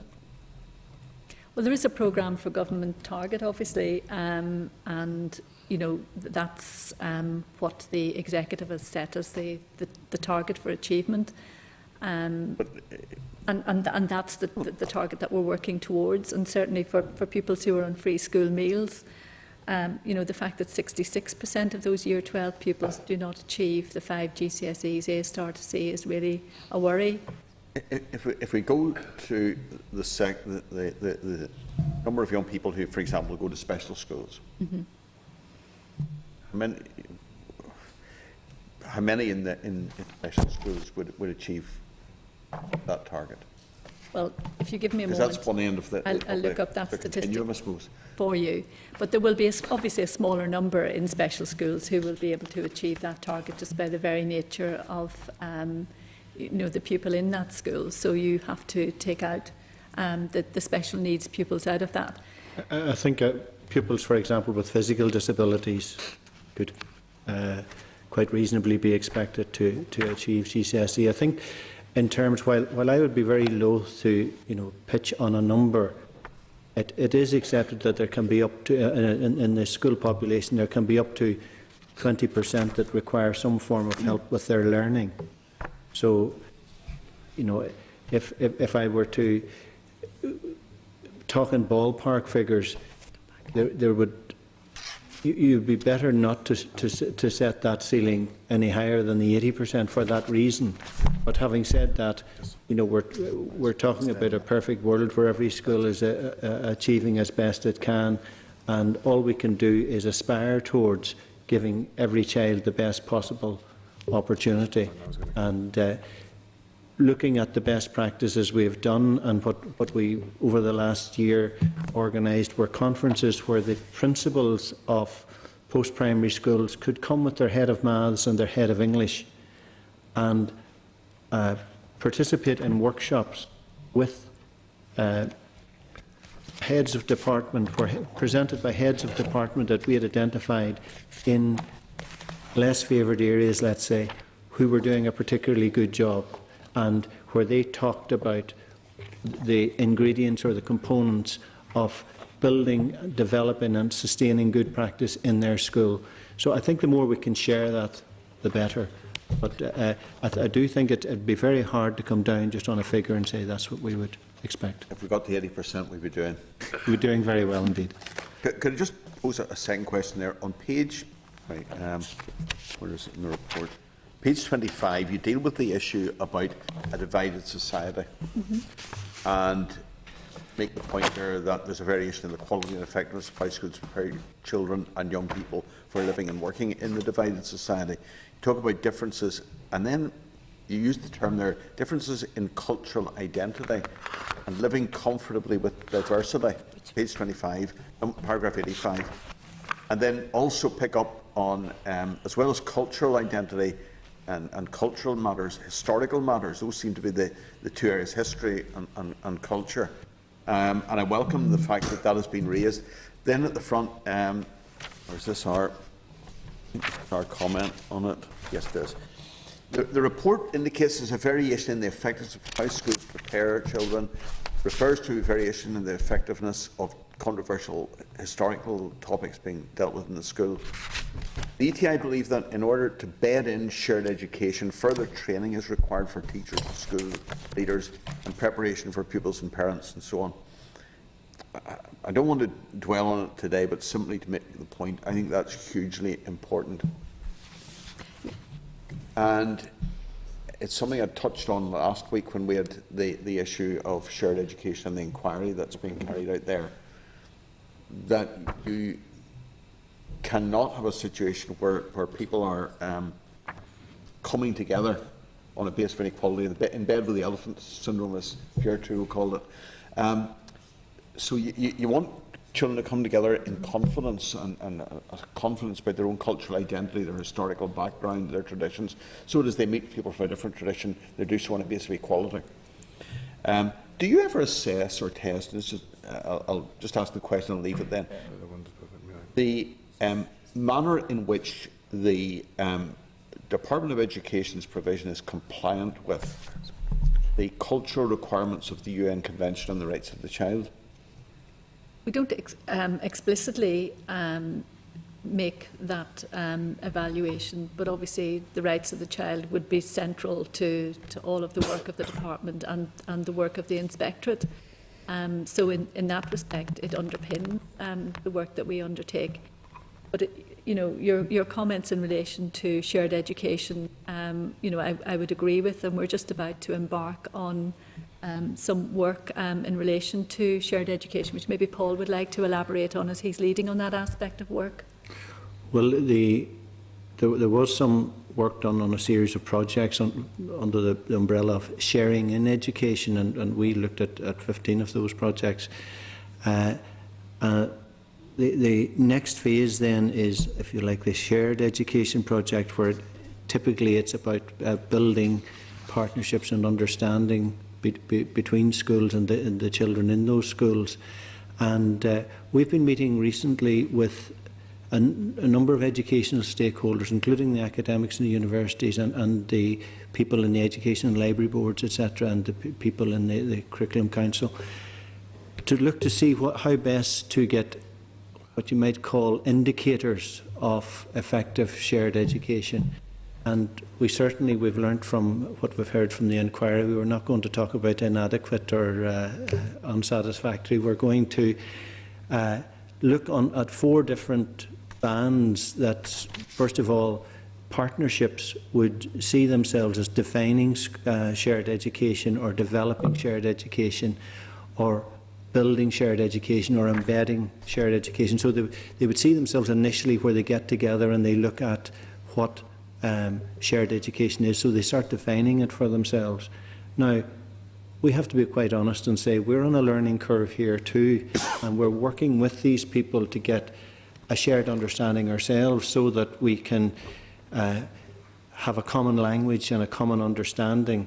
But we do know that it can only be good if children from all the different cultural backgrounds that we have now in our schools, if they can be recognised as a richness in diversity rather than just a drawback. I appreciate that. I think it's important that the issue of the cultural rights of the child are seen as rights in themselves, inherent rights, and not simply in the context of, well, it will help towards a shared education.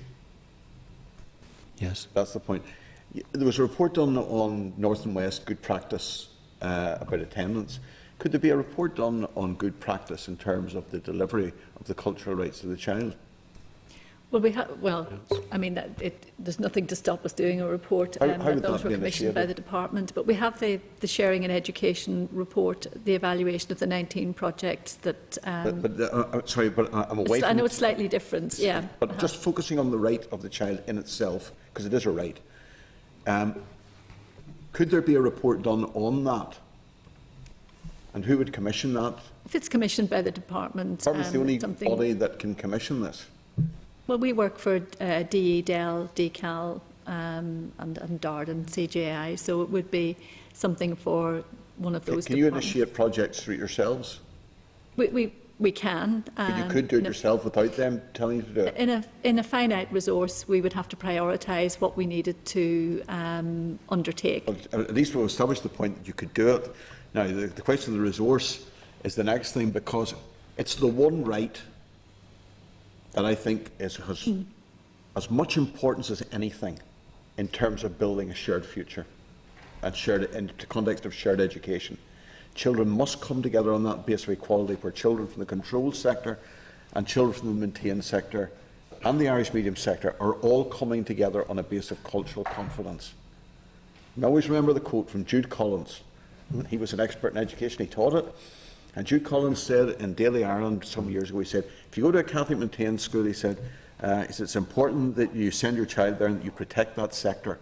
Because he said, not only will it look after religious issues, but it will teach the child to see the world through Irish eyes and give the child an Irish identity. And he spelled that out. I thought it was interesting with somebody who taught education. And I just wonder, different sectors have different views on culture and cultural identity. And a lot of the things to do with young people and inter-community issues, it's not just in the classroom, it's an impact outside the classroom. And if a culture is not validated in the school and in the media, it's marginalised, it's regarded as second rate. But I think the shared education programme, Paul, will fit in. But even if respects cultural identity. It's not saying that you leave your cultural identity at the door. Absolutely, it's good to respect it. But we're way before that. Before we get there, before we move into that area of shared education, the fundamental right of the child. And I would urge you yourselves, we could write to the department about it, but also we urge you yourselves to consider doing some work on that good practice for other schools, so that they too can learn from it. Be hugely important. Thanks. Okay, and if members are content that we get the department in that line, but it might be useful that the chair of the CAL committee is also present, perhaps can pursue that line through his other committee. Certainly will.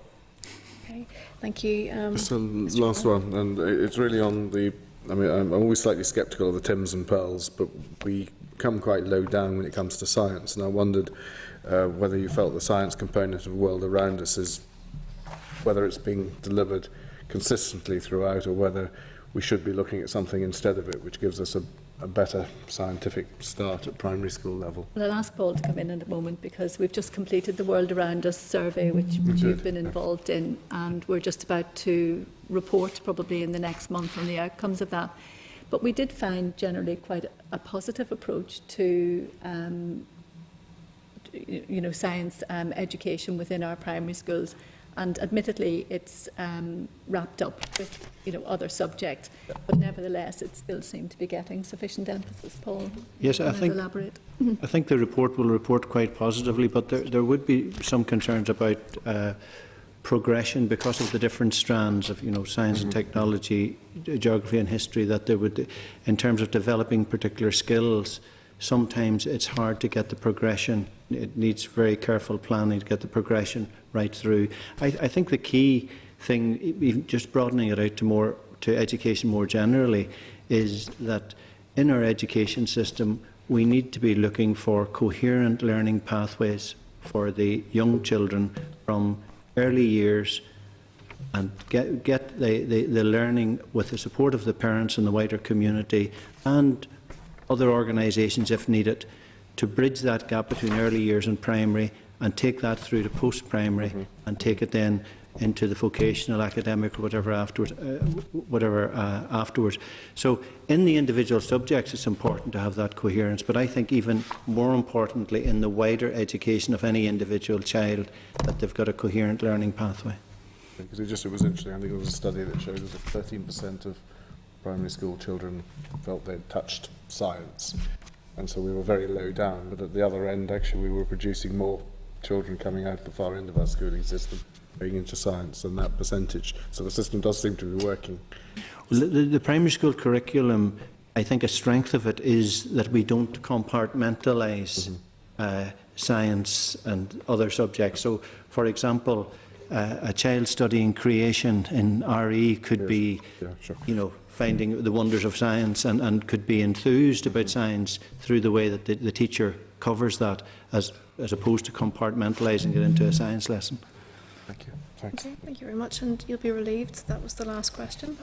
I thank you for your time this morning. I think that this has been a very useful session for us, and there are a number of issues that we will want to follow up on, but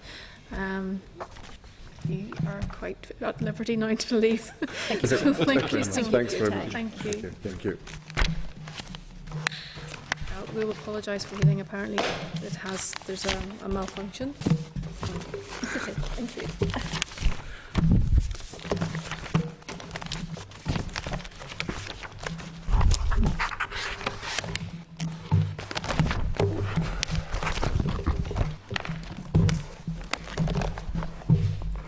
We just have a few things we just really want us to tidy up before we close.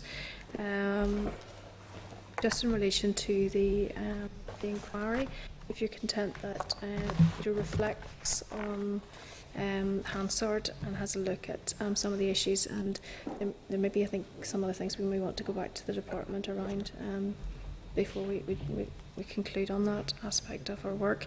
With regards to the Chief Inspector's report, there's some criticisms within the report around some of DE's policies, and perhaps we want to look at the initial training and also CPD for teachers, and also issues around the early years planning, which we didn't get an opportunity really to explore this morning, just with the timing. So if you're content, we do that.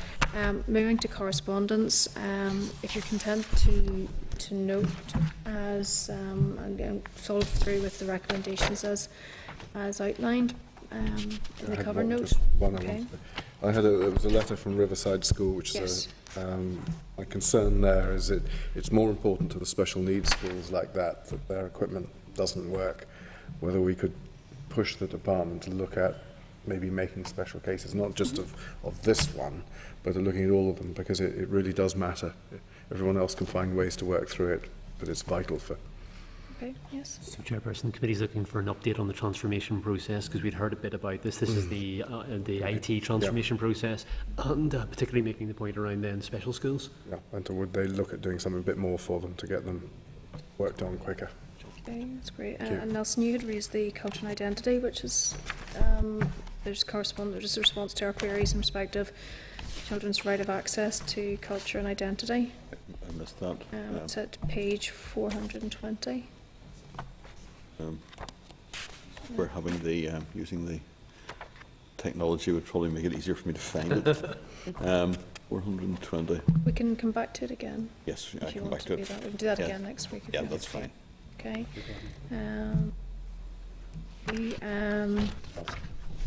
462 is the 2015-16 budget. Just corresponds from the Committee for Finance and Personnel just regarding scrutiny. The committee's asked DE to brief on the budget on the 3rd of December, but DE has not yet confirmed.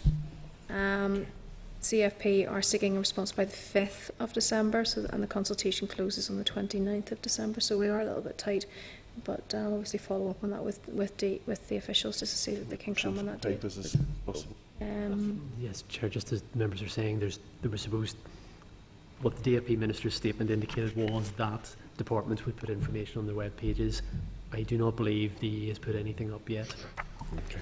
I don't know that many other departments have either, but we have a tabled item, a letter from the Minister, just an invitation from the Committee for Employment Learning to attend the Belfast Rotary Club Technology Tournament. That's the Long Gallery on the 18th at 10:45, so that's an invitation. A letter from DE to, in respect of a legislative consent motion relating to a legal loophole relating to the cashing in of public sector pensions. Again, if you're happy to note that correspondence,